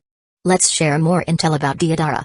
As the others looked on, Onoki continued, detailing Deidara's explosive clay techniques, his weaknesses, and potential vulnerabilities. When he finished, he looked at Gaara. Do you have anything to add, Kazekage? Gaara, slightly nodding, spoke. What Tsuchikage said is mostly accurate, but Deidara's explosives are far more powerful than he mentioned. We haven't yet confirmed his fear of lightning style, but we'll keep an eye on it. Onoki smiled. That kid's clearly grown since leaving Hidden Stone's village. Growled, shaking his head. What's with the proud tone? Your student's grown up now, huh? Before Onoki could respond, Raikage's anger flared up. He clenched his fist, but managed to control himself, muttering under his breath, some growth is earned with a good beating. The mood in the room shifted. It was clear that Raikage had grown slightly more cautious since the assault on his village, learning the value of cooperation rather than just demanding what he wanted. The lessons had been hard learned, but they had been learned nonetheless. Onoki, seeing this subtle change, smirked. Forget all that. If I ever meet him again, I won't hold back. But for now, Raikage, are you willing to share information about the attackers who struck your village? Raikage paused, glancing at the gathered Kage. I've got nothing to hide. Chapter 272. Intelligence. There were 6 enemies who fought me directly, Raikage began, his voice heavy. They called themselves Pain and claimed to be gods. Each of them had a unique ability. The 5 I encountered personally were. I proceeded to break down the abilities of the 6 paths of pain, focusing especially on the last 2, Almighty Push, Shinra Tensai, which had obliterated all of Hidden Cloud's village in a single attack. And Planetary Devastation, Chibaku Tensai, which had sealed Killer Bee. The room fell into silence. Upstairs, even the guards found their jaws dropping. They had all seen the photographs of Hidden Cloud's village's ruins. They had assumed it was the result of a prolonged battle, an entire village reduced to rubble. But hearing that it was a single attack? And that the enemy possessed the same eyes as the Sage of 6 Paths? Kankuro gripped the balcony railing, his forehead beaded with sweat. You're joking, right? What kind of monster are we dealing with? He had spent so much time upgrading Sasori's puppets, refining their combat techniques, only to now realize it was meaningless against an enemy who could flatten an entire village in an instant. Even Shibuki, who had been largely ignored in the meeting so far, was breaking into a cold sweat. He suddenly realized Hidden Waterfall Village wasn't even worth using that jutsu on. Meanwhile, Mifune remained composed, but the samurai behind him had completely lost their usual stoicism. For the first time, they understood just how terrifying the shinobi world truly was. Why didn't Pain just use that technique from the start? Yagura finally asked, his tone sharp. Because I had hidden Bee away in the mountains, Raikage explained. I forbade him from leaving the area. That bastard wanted intel on his location, so he fought to capture people alive first. Onoki hummed in thought. So that means Almighty Push, Shinra Tensai, requires some preparation time, doesn't it? Raikage nodded. Yeah. I thought about trying to interrupt it before it activated, but by the time we realized what was happening, it was too late. We weren't fast enough to prepare anti-air defenses. Minato, already considering Hidden Leaf Village's defenses, thought to himself, that level of power. Even 4 Red Yang formation might not be enough to block it. As for 4 Purple Flame formation, it's uncertain. Gaara, who had been quietly listening, spoke up. And what about Planetary Devastation, Chibaku Tensai? It seems even a fully transformed Jinchuriki couldn't escape it. Minato responded, based on Raikage's description, the key is the small black sphere at the center. Destroying it should break the technique. But the longer it stays active, the harder it is to stop. Gaara repeated, so we need a powerful enough attack. Minato nodded. For example, Sushi Kage's particle style, or a tailed beast bomb from a Jinchuriki. In his mind, he added, or perhaps my own light wheel gale breaker arrow. Ever since he had successfully incorporated wind style into the Rasengan, Minato had realized its versatility. He had started experimenting with other natural transformations as well. It was exhilarating. Every time he developed a new jutsu, he could give it a new name. Unfortunately, Naruto, Kushina, and even Kimimaro had refused to let him name their techniques. So, Minato had taken it upon himself to name his own moves instead. With the discussion progressing, the room's atmosphere lightened slightly. Onoki, in particular, looked rather smug. After all, the two best counters they had devised, knocking the enemy out of the sky and instantly destroying the jutsu core, were things that he could do. He almost stood up and put his hands on his hips, but he decided against it. Wouldn't want to throw out my back again. Raikage continued, one more thing. These pain fighters were all reanimated corpse puppets controlled from a distance. We never saw the real enemy. Onoki frowned. So the real mastermind never even entered the battlefield? Exactly. Raikage scowled. Which means they can likely repair or replace them. That's why they retrieved their fallen allies before retreating. Onoki exhaled through his nose. And given Akatsuki's usual two-man cell strategy, the real mastermind probably had a partner, right? Raikage clenched his fists. Yeah. Someone who specializes in explosive tags can disguise them as anything, stones, trees, even water. The bastard covered their tracks and helped protect Pain from sneak attacks. Naruto, listening from above, thought of Conan. He still had no idea how she made explosive tags look like water. Even Obito, with his Mangekyo Sharingan, hadn't been able to detect them. If anyone had mastered the art of explosive tags, it was her. Now that I think about it. In the Blue Frog Squad, the weakest one might actually be Yahiko. Minato took over. From Hidan's memories, we also confirmed the existence of another member Zetsu. His origins are unknown, but he specializes in stealth and reconnaissance. The extent of his abilities is unclear. Minato paused for a moment. And finally, the most crucial piece of information, Akatsuki's base is in Hidden Rain Village. As for Hanzo of the Salamander, he hasn't been seen for years, most likely, he's already dead. The room fell silent. While younger shinobi like Gaara might not have known Hanzo's reputation well, the older one certainly did. Mifune, in particular, clenched his fists. After all, Hanzo had once been called a demigod. The title might have been exaggerated. But if he had managed to survive multiple shinobi world wars, then his strength was undeniable. And now? He had likely been killed by this so-called god named Pain. Onoki's eyes narrowed. In other words, our enemy isn't just Akatsuki. It's all of Hidden Rain Village. Yagura and Gaara nodded. Fighting a mercenary group was one thing. Fighting a nation, even a small one, was an entirely different matter. So what? Raikage bellowed. We know where they are, don't we? What's there to discuss? Let's unite all 5 great nations and wipe them out in one go. Stealing tailed beasts alone is reason enough for us to declare war. He slammed his fist onto the table, his voice echoing through the room. For once, no one immediately objected. Because at their core, they all knew he was right. Chapter 273. Onoki shook his head. It's not that simple. Attacking the enemy's home base means walking into a battlefield filled with traps. And aside from the members we already know about, we have no way of knowing if they have additional hidden forces. His tone grew heavier. Not to mention, Akatsuki has already captured 4 Jinchuriki. If they've found a way to harness the power of the tailed beasts, we could be walking into a disaster. He gave the room a meaningful look. As representatives of the 5 great nations, our decisions shape the world. Declaring war is no small matter. It's not something we should rush into. Raikage scowled, slamming his fist on the table. Akatsuki already declared war the moment they started stealing tailed beasts. What's the difference? He glared at Onoki. What, are you going to wait until Hidden Stones Village is wiped off the map before you decide to act? Onoki met his stare without backing down. Listen, boy. If we rush into this without a strategy, do you know what will happen? War. Not a battle, not a mission of full-scale war. Missions will halt, economies will collapse, and shinobi will die in numbers you cannot even begin to imagine. You can't erase those consequences with a single battle. Raikage growled. Then what do you propose? The smartest move, Onoki said firmly, is not to attack head-on. Instead, we let Akatsuki make their move and let them come for the remaining Jinchuriki. His eyes gleamed. We pretend to keep our Jinchuriki in their villages under normal protection. Meanwhile, Hidden Cloud's village and Hidden Stone's village will station hidden reinforcements outside, waiting for an ambush. His voice turned cold. When they come, we capture them one by one. It was a highly inefficient plan, but it was the best strategy for Hidden Stone's village as benefit. After all, Hidden Stone's village had already lost its tailed beasts. If Akatsuki targeted another village first, Onoki could wait and swoop in at the last moment, reaping all the rewards while the other villages suffered losses. A's hands clenched into fists. You conniving old fox. He turned away from the smug Sushi Kage and looked at the other Kage. Mizu Kage. Kazi Kage. His voice was sharp. You two are also Jinchuriki. Are you really going to just sit in your villages, waiting for them to come capture you? Yagura's gaze was steady. I refuse to let my village be a battleground. That is not what it means to be Mizukage. Gar nodded. I agree. We should strike first. His voice was calm, but there was an edge to it. I may be young, but I understand my responsibility as Kazi Kage. My duty is to keep danger outside the village, not invite it in. Perhaps.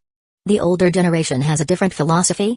His words were respectful, but there was an undeniable jab at Onoki's cautious approach. From the upper level, Kankuro gave an approving nod. Gaara's speech is solid. That's our Kazi Kage. Temari grinned, slapping the railing. He's really grown into his role, huh? Way better than a certain puppet-obsessed little brother. Kankuro groaned. Can't you just praise him without dragging me into it?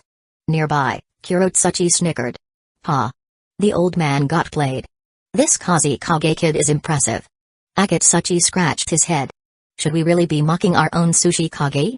Kurotsuchi waved him off. Oh, it's fine. Maybe he'll finally learn to loosen up. Onoki sighed, rubbing his temples. It seems today's youth refuse to listen to wisdom. Raikage scoffed. Drop the wise elder act, old man. He turned to Minato. Fire Shadow. What's your stance? Minato's expression was thoughtful. I agree that Akatsuki must be dealt with as soon as possible. Raikage smirked. Glad to hear it, but... Minato's gaze sharpened. I don't think you all understand just how serious this situation is. Raikage frowned. What do you mean? They already flattened a major hidden village. What could be worse than that? Minato's voice was calm but absolute. Raikage, earlier you described Pain's eyes as Rinnegan. Raikage scowled. Yeah. But those bodies were just puppets. For all we know, the eyes were fake. Minato shook his head. No. The Rinnegan is real. And more importantly, the Sage of Six Paths was real. If this were an anime, the scene would have frozen. Minato is in the center. The other Kage's shocked faces formed a shattered, puzzle-like background. Onoki's voice was skeptical. Are you trying to exaggerate this situation just to make your case? Minato's voice remained firm. Years ago, my master Jiraiya met a boy in Hidden Rain Village with a Rinnegan.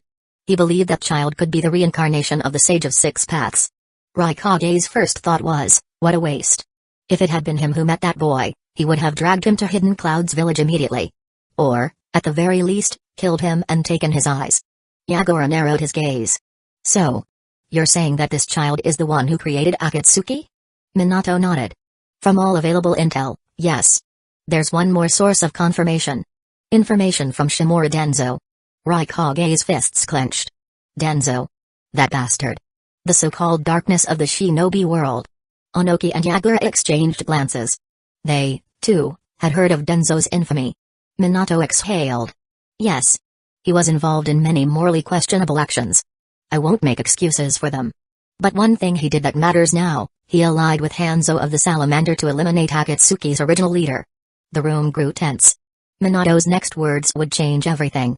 Denzo and Hanzo orchestrated the death of Akatsuki's first leader, Yahiko. The room fell silent. A storm was brewing. And this war was no longer just about Akatsuki. It was about the sins of the shinobi world itself. Chapter 274.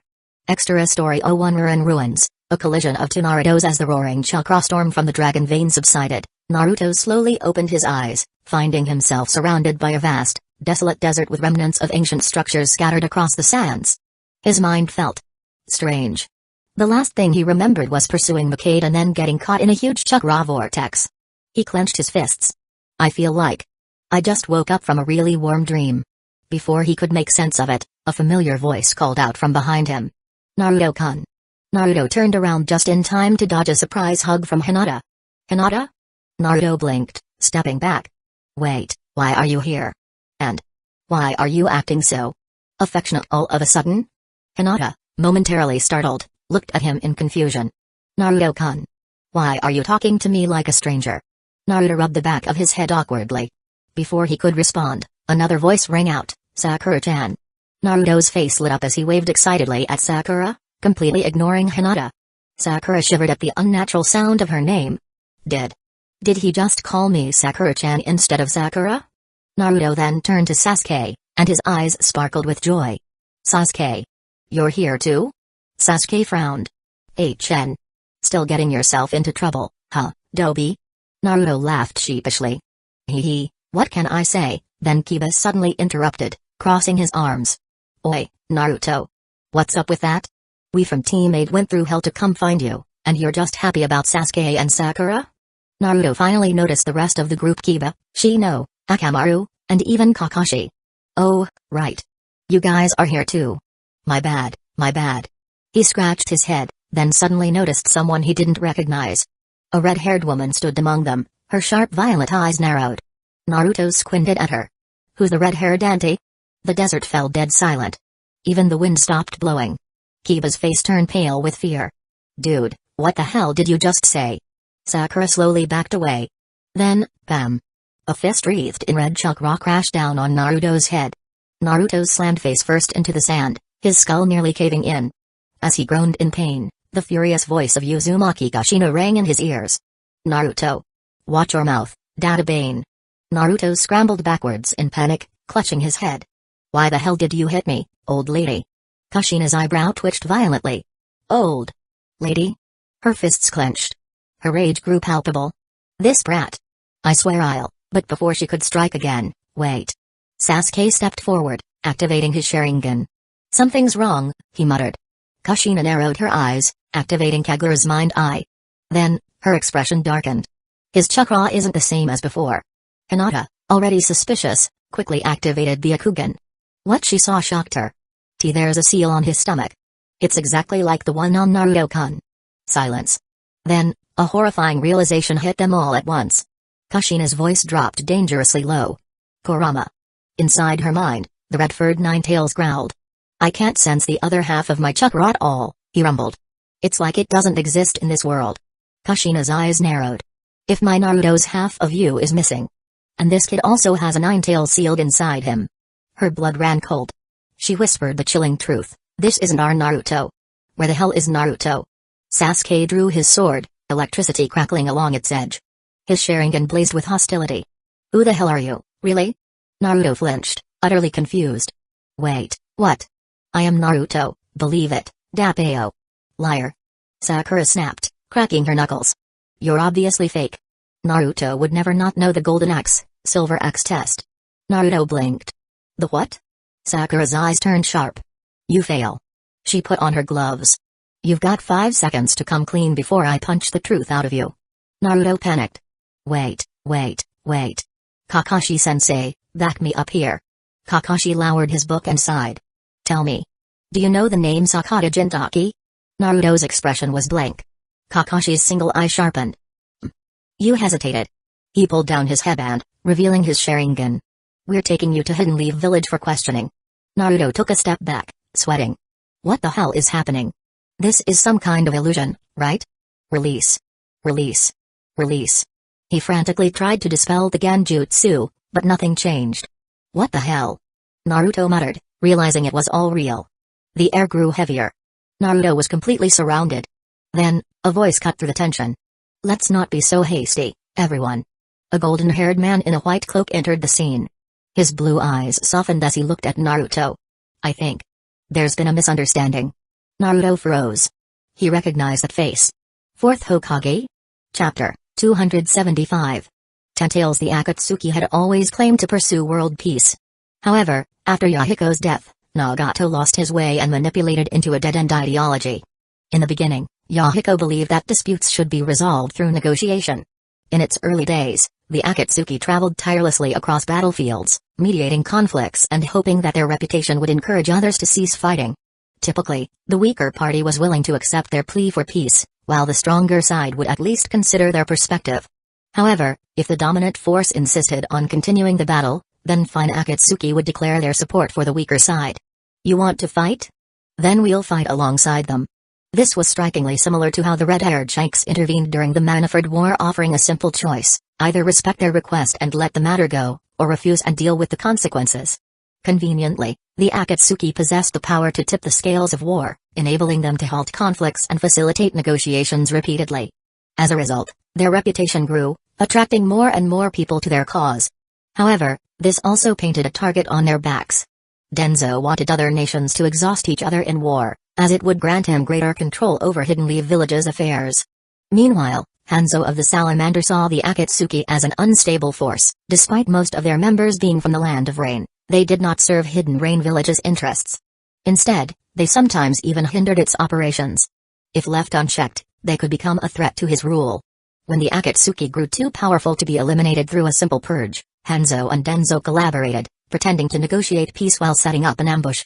They surrounded the Akatsuki and took Konan hostage, forcing Nagato to make an impossible choice: kill Yahiko or watch all three of them die. In the end, Yahiko took matters into his own hands, impaling himself on the kunai held by a devastated Nagato to save his friends. Traumatized, Nagato lost control. His ability surged, and he summoned a colossal creature, slaughtering all of Hanzo's subordinates. From that moment on, the Akatsuki's ideology changed forever. And this is how the Akatsuki transformed, Minato explained. What we must concern ourselves with now is their current leader Nagato. He possesses the Rinnegan, and the giant summoning creature he controls is called the demonic statue of the outer path. Its true nature is the husk of the Ten-Tails. The Ten-Tails? The room stirred at the mention of this unfamiliar term. Are you saying there's a 10th-tailed beast? The 9 tails and the other 8-tailed beasts were originally part of the Ten-Tails, Minato clarified.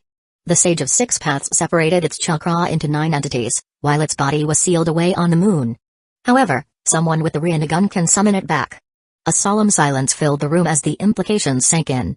If Nagato succeeds in gathering all 9-tailed beasts, Minato continued, then the 10 tails will be resurrected.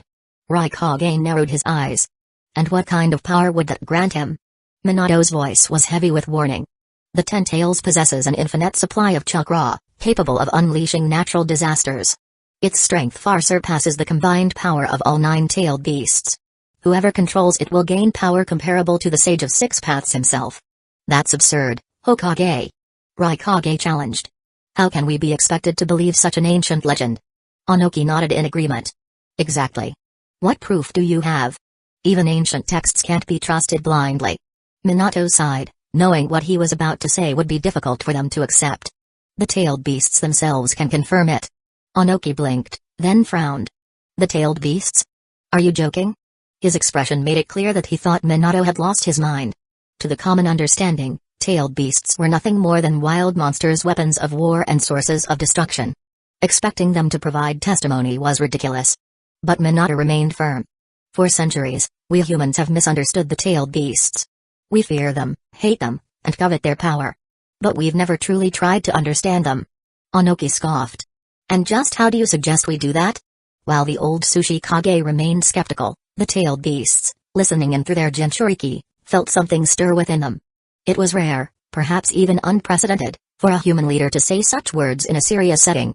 Even when Jinchuriki treated them kindly, it was never enough to change the perception of others. This, however, was different. Oi, stinky fox, Shukaku called out telepathically. Is that Hokage guy being serious? Kurama snorted. I've lived for centuries. Do you really need me to tell you if he's lying? Shukaku, Isabu, and Chomai all had the same feeling. It was like waiting for a prophecy foretold ages ago to finally come true. Kurama watched Minato speak, then shifted his gaze to Naruto, who was grinning brightly. He couldn't help but think that this entire development was because of that reckless little brat. Come to think of it, Naruto wasn't really a little brat anymore, was he? Perhaps it was time to retire that nickname? Minato and Onoki debated for a while longer, but the Hokage quickly realized how difficult it was to change ingrained prejudices. Finally, he turned his attention elsewhere. Naruto. He called toward the upper floor. Come here. Coming. Naruto responded cheerfully, leaping down. Some of the guards instinctively tensed at the sudden movement, but seeing that none of the Kage reacted, they remained in place. Minato smiled with pride. This is my son. He's a Jinchuriki, but he has done something we never managed to accomplish, something we never even considered. He has truly befriended the tailed beasts and communicated with them. Naruto waved casually. Yo. Nice to meet you all. His enthusiasm was unfiltered, and despite meeting some of them for the first time, there was an unmistakable sense of familiarity. Minato turned back to his son. Naruto, would you ask him to come out and speak? The room fell into stunned silence. Kurama? Speak? To them. But Minato knew the truth. Only through conversation could they gain understanding. Only through understanding could they build trust. And only through trust could they form an alliance. Naruto entered his mindscape. Hey, Big Fox, you heard all that, right? Want to come out and talk? Kurama exhaled sharply. Fine. Naruto blinked. Wait, what? You're agreeing just like that? Kurama nodded. Transfer control of the body to me. Naruto hesitated. Can't you just use a small clone? No. Kurama huffed. I have my pride. If I'm going to show myself, it'll be properly. I won't let Shukaku and the others laugh at me. Oh. Well, alright then. Naruto relinquished control. Before everyone's eyes, Naruto's pupils sharpened into vertical slits, and a powerful, overwhelming chakra filled the air. The Nine Tails had arrived. Chapter 276. Peace. Before speaking, Kurama fell into deep thought. Hadn't he once said that if he ever fought for control of the body again, he would be a dog? Shaking off the strange thought, he blamed it on borrowing this brat's body. Clearly, Naruto's chaotic thinking was starting to rub off on him. Kurama exhaled and finally spoke. As the fourth Hokage said, we tailed beasts were created by the Sage of Six Paths. However, we were not created out of thin air. We originate from the Ten Tails. That thing possesses the power to destroy the world. Onoki, the old schemer, narrowed his eyes. Why are you telling us this? Just because you have a good relationship with your Jinchuriki? Don't you hold any resentment toward humans, who have used you for so long? Kurama snorted. Even now, there are only a handful of humans I acknowledge. He jabbed a claw in Minato's direction. If it weren't for this guy choosing to trust you, I wouldn't waste my breath talking to you at all. Besides, if the Ten Tails is resurrected, we tailed beasts will all die. Before that happens, there's still a chance to save the ones who've already been captured. At least on that front, I'm on the same side as you. The Sushi Kage and Raikage frowned, deep in thought. Kurama's reasoning seemed sound, but could they really base their decision solely on the word of a tailed beast? Seeing their hesitation, Minato turned to the others. Mizukage, Kazekage, you are both Jinchuriki as well. Do you believe this? Yagura placed a hand over his sealed stomach. I choose to believe it. Isabu told me it's true, and he's never lied to me before. Inside the seal, Isabu swayed his tails lazily, clearly in a good mood. Gaara added, Shukaku also confirmed it. And while that guy has a rotten personality and a foul mouth, he wouldn't stoop to lying. Shukaku immediately jumped in anger. Oi, you damn brat. Say that again, who's got a rotten personality and a foul mouth? We're in the middle of a meeting. Don't cause a scene. Arg. Then I demand more time outside. Do whatever you want. Minato nodded in satisfaction and gestured for Naruto to return upstairs. Then he turned back to the Raikage. If I recall correctly, your brother, Killer Bee, is a perfect Jinchuriki. Has he never mentioned any of this to you? At the mention of his missing brother, Raikage clenched his fists. After a moment of silence, he finally admitted, no. Ever since our father died, I've been keeping Bee in the village for his safety. Our conversations have become fewer over the years. But keeping him in the village was just a kinder way of saying he had practically confined Bee to the Valley of Clouds and Lightning, forcing him to train the tail beast bomb. He was only allowed to engage enemies from a distance. Even their signature double lariat technique had been abandoned. Because of this, Raikage hardly understood his own brother. At this moment, he remembered something Minato had once told him during their past battle, you have a great brother. The next time we meet, I hope it will be as Kage, fighting as equals. But you need to realize what's most precious to your brother. If you don't, he will no longer be a Jinchuriki. He won't even be human anymore. Now, Raikage finally understood the answer. But was it too late? Watching Minato work tirelessly to unite the 5 great villages, Raikage suddenly had a strange thought. Perhaps, in every way that mattered, he had already lost. He had lost as a ninja, and he had lost as a Kage. Then, Raikage's expression shifted. Fine. I will try trusting you. What's our next move? You. Onoki was stunned. He hadn't expected the Raikage to change his stance so quickly. With all due respect, Sushi Kage, Gaara interjected, your refusal to believe this is simply due to your own experiences. Yes, your knowledge surpasses all of ours. But that knowledge has also become your limitation. Even if this contradicts what we've always known, the logic behind it is sound. What knowledge and experience do you take pride in? That, too, was built on generations of people challenging and overturning the old ways. If even I, someone far younger, can understand this, why are you so unwilling to admit it? You sure talk big for a brat. Onoki leaned back in his chair, arms crossed. The corner of his mouth twitched, but he didn't refute the point. The logic was one thing, but the reality was another. Some ideas, no matter how rational, would always be dismissed as madness at first, just like the early proponents of heliocentrism who were burned at the stake. For Raikage, who had personal experience with a perfect Jinchuriki, it was easier to accept. But Onoki's relationship with his own village's Jinchuriki was far more distant. Aside from their usefulness in battle, he knew little about them. It wasn't so simple to change his perspective. Still, with 4 of the 5 Kage already aligned, he had no choice but to compromise for now. Fine, Onoki relented. I'll play along. So, Akatsuki's goal is to revive the Ten Tails. For what? To control the world? Destroy it? Minato shook his head. No. Their goal is to create a world without war. But before that can happen, they believe the world must first experience true pain. Only by understanding suffering will people learn to cherish peace. And that pain comes at the cost of countless lives. That logic was utterly deranged. I kill your family and friends for your own good? Everyone in the room struggled to comprehend Nagato's twisted ideology. Peace was valuable precisely because people wanted to protect their loved ones. If they were all taken away first, what was the point of peace? Raikage slammed his fists on the table. Are you kidding me? You destroyed our villages for that ridiculous excuse? It was bad enough to lose to an overwhelming enemy.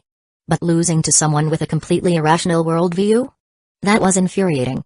From the upper balcony, Fu, who had been leaning against the railing, turned to Naruto with wide eyes. Hey, Naruto. Is that Nagato guy a good person or a bad person? Naruto rubbed his temples. It's kinda hard to explain to someone like you. Fu pouted. What do you mean, someone like me? Are you calling me dumb? Naruto sighed. Alright, let's put it this way, what he's doing is like killing everyone who stops you from leaving the village. Then he tells you, if you want to marry Naru, just marry Naru. If you want to do something, just do it. So, what do you think? Is he a good guy? Fu shook her head like a rattledrum. Bad guy. Once everyone had digested the information, Minato continued. And if they fail? They have a backup plan. They will use the Ten Tails to cast the ultimate Ganjutsu Infinite Tsukaimi.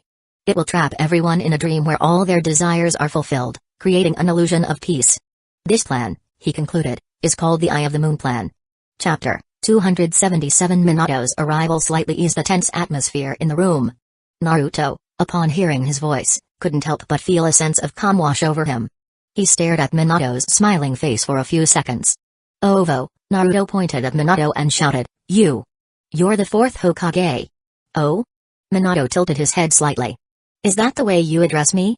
Address? What's wrong with it? Naruto asked, then suddenly realized. Wait a minute. Weren't you supposed to be dead? Minato stopped Kushina, who was about to explode, and said, It's hard to explain in just a few words. How about you come back to Hidden Leaf Village with us? Back to Hidden Leaf Village? That's fine. Whether it was due to Minato's warm demeanor or the fact that he was seeing his most admired 4th Hokage in person, Naruto agreed without much hesitation. Minato smiled lightly at Naruto and placed his hand on his shoulder. Alright, everyone gathers around. The others were familiar with the Flying Thunder God technique, but Naruto was still clueless. In the next moment, they all found themselves in the Hokage's office. Naruto blinked and felt like the scene in front of him changed in the blink of an eye. What's going on? Is this the Hokage's office? He looked around, recognizing the office's furnishings. After all, he'd often visited the Hokage's office since he was a child, so it felt familiar. After Minato became Hokage, he didn't make many major changes. Looking out the window, he could still see the Hokage monument. This is Hidden Leaf Village? But why isn't Tsunade Bachin's portrait here? Minato explained, My jutsu allows me to teleport people from far away instantly. Then he smiled and asked, In your world, did Tsunade-sensei become the Hokage? Naruto nodded. Yeah, Tsunade Bachin is the 5th Hokage. Wait, did you just say my world? The others immediately caught that keyword. Forgetting Naruto's nonsense, They eagerly waited for Minato to explain. Minato continued, "From what I deduce, you're from another world that's very similar to this one. For now, let's call it a parallel world. The people and events in both worlds are almost identical, but at some point in history, there was a small divergence that led to differences in the events that followed. Based on the information you've given me, it seems that in your world, I died at some point, or maybe even before then. And you ended up here because both you and our Naruto were influenced by the power of the Dragon Vein at the same time, causing an unexpected error that sent you to each other's worlds." As everyone was still trying to process Minato's explanation, Hinata eagerly asked, "So, Naruto-kun, he's okay, right?" Minato smiled at Hinata and Sasuke, who were both concerned about Naruto. "Yes, both Narutos should be in similar conditions." Naruto squinted, rubbing his chin. After thinking for a while, he seemed to understand the concept of parallel worlds and asked hesitantly, "So you mean, there's another Naruto here, and now he's probably in my world in my place?" "Exactly," Minato nodded.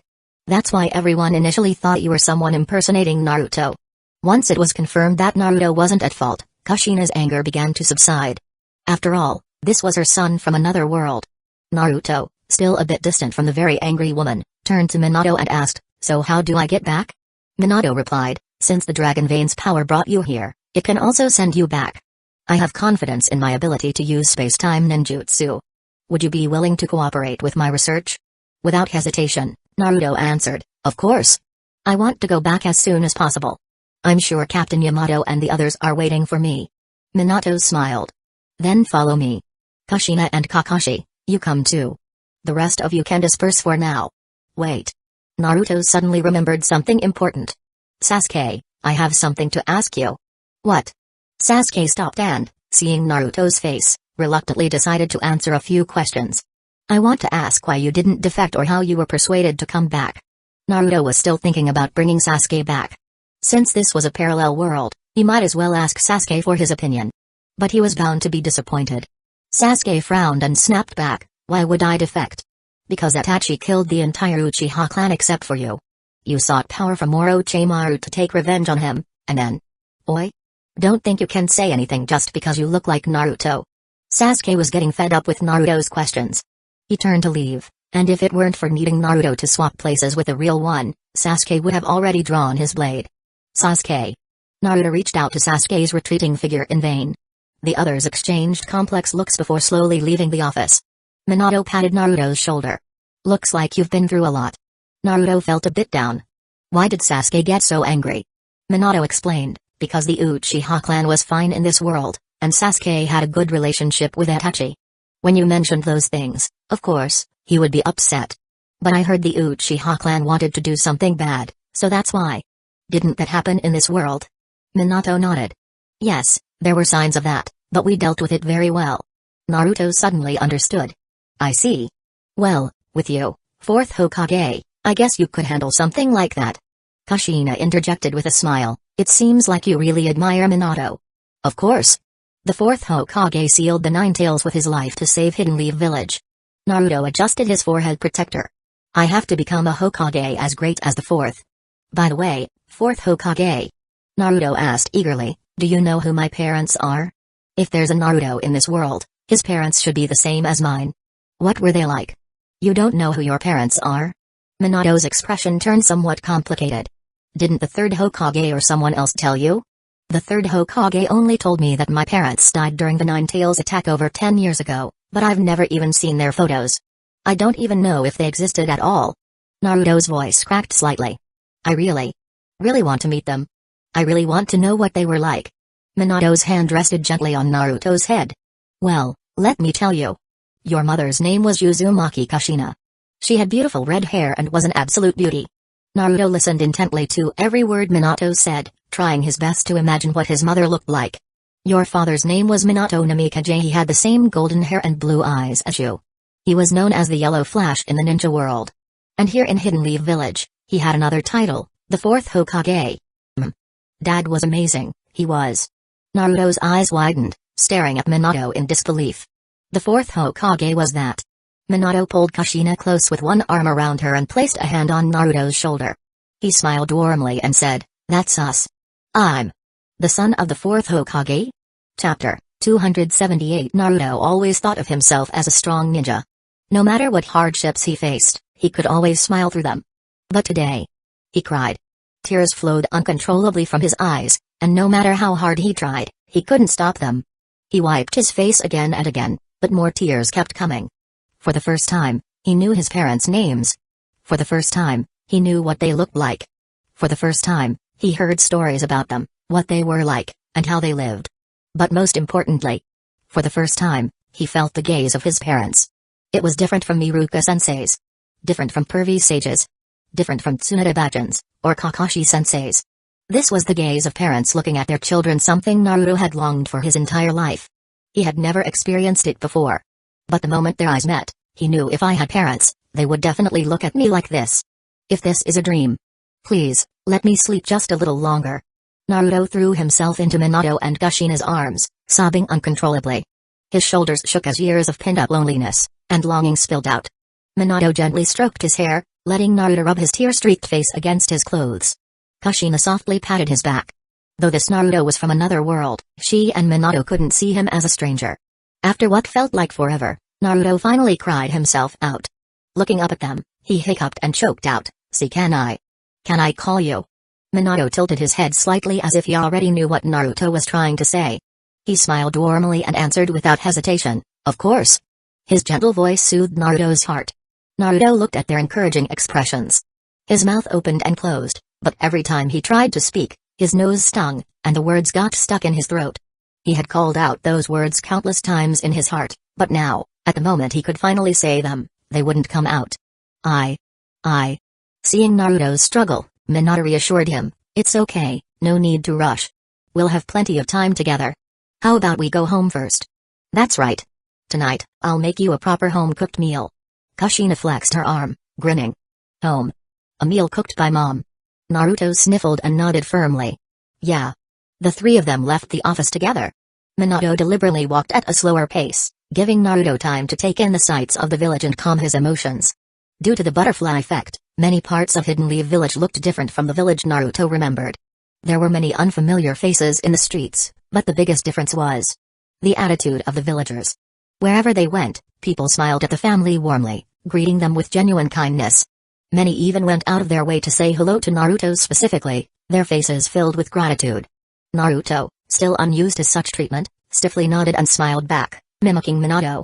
"Why are they treating me, no, the other me, so kindly?" he asked. "Because of everything he's done for them," Minato explained. "After certain events, he protected many people. Their gratitude is real." "He protected the village?" Naruto wanted to ask more, but before he could ask, huff. 3 exotic individuals appeared before them, each carrying 6 large bags of rice on their shoulders, panting heavily. Lord Fourth, Lady Kushina, and Naruto-kun, good afternoon. Despite speaking, they continued jogging in place, refusing to stop moving. A fourth person, walking calmly beside them, gave a respectful bow. "Father, Mother," Kimimaro greeted. "And Naruto, have you just returned? I'm glad you're safe." Apparently, the 3 runners had long since outgrown low-level missions, but a devious rice merchant had convinced them that this was an excellent way to train, earn money, and help the economy all at the same time. The 3 had happily accepted. Kimimaro didn't stop them.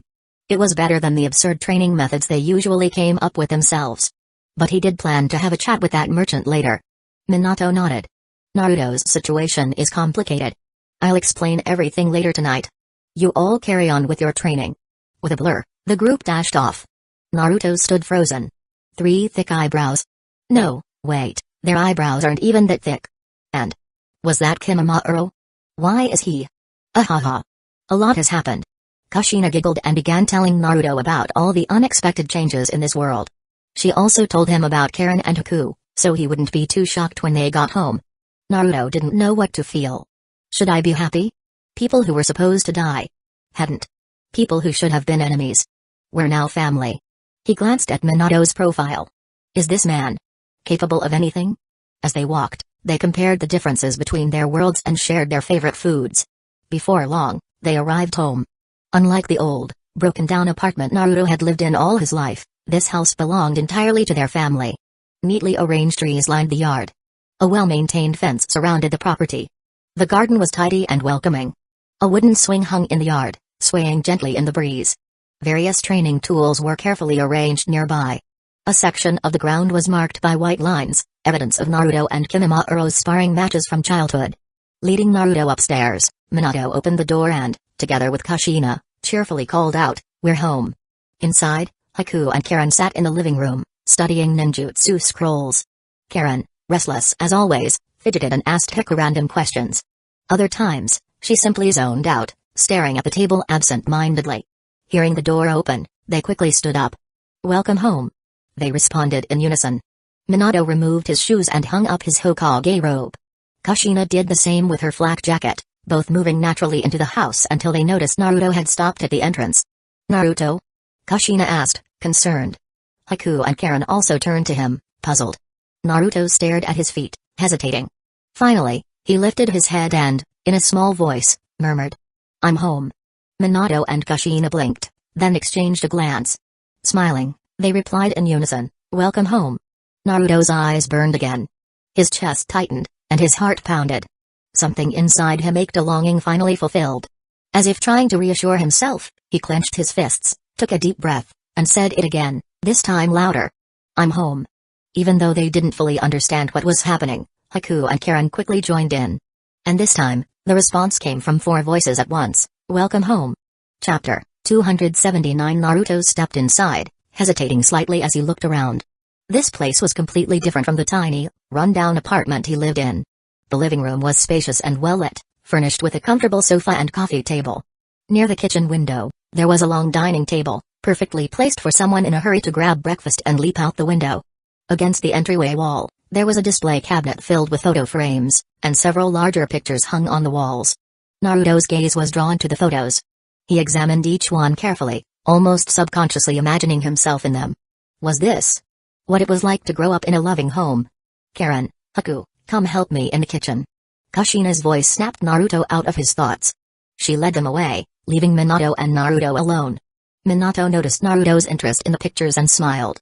"Come sit over here, Naruto," he said, retrieving an old photo album from the cabinet. Naruto followed him awkwardly, unsure what to expect.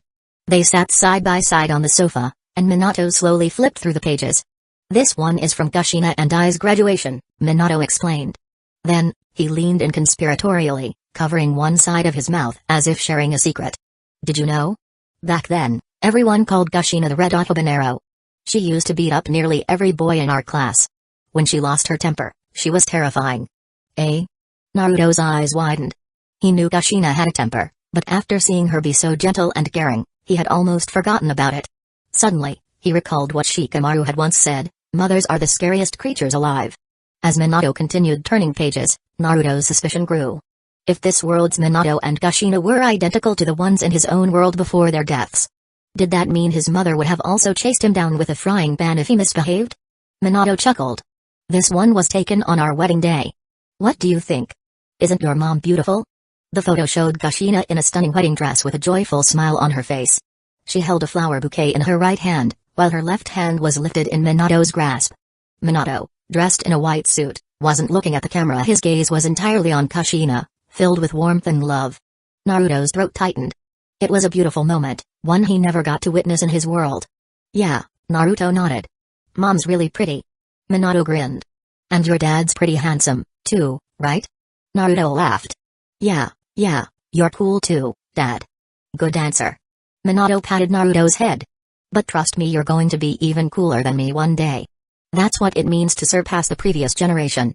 They flipped through photo after photo. Minato becoming Hokage. Kushina's pregnancy. Baby Naruto, just after being born. Minato smiled fondly. "Kushina always complains whenever she sees these pictures." "Eh? Why?" Naruto asked. Minato glanced toward the kitchen as if making sure Kushina couldn't hear him. Then, he mimicked her voice. "Ugh, why did Naruto take so long to come out? I was in pain for hours. PFFT." Naruto burst out laughing. But then, he turned to look at the photos again. Slowly, he reached out, tracing his fingers over the images. "So, Mom went through a lot just to give birth to me, huh?" For the longest time, Naruto had held some resentment toward his parents. They had left him alone. They had died, and he had grown up without them. But looking at these pictures, hearing Minato's stories, that bitterness was starting to fade. And Dad, You must have had a hard time raising me too, huh? Minato laughed. You could say that. I had to wash bed sheets, change diapers. I even roped Kakashi into helping sometimes. Naruto snickered at the thought. Minato flipped to another page, showing a photo of himself lying on the floor, playing horsey while baby Naruto sat on his back. In another, Naruto was perched on Minato's shoulders, while Kushina stood nearby, laughing as she kept him steady. This seems pretty normal? Naruto tilted his head. Minato smirked. It started off fine. But then, Naruto ambushed me with a water-style jutsu I couldn't dodge. Huh? Naruto suddenly wasn't so sure he wanted this particular childhood memory. They continued flipping through the many moments of Naruto's life in this world. Birthdays,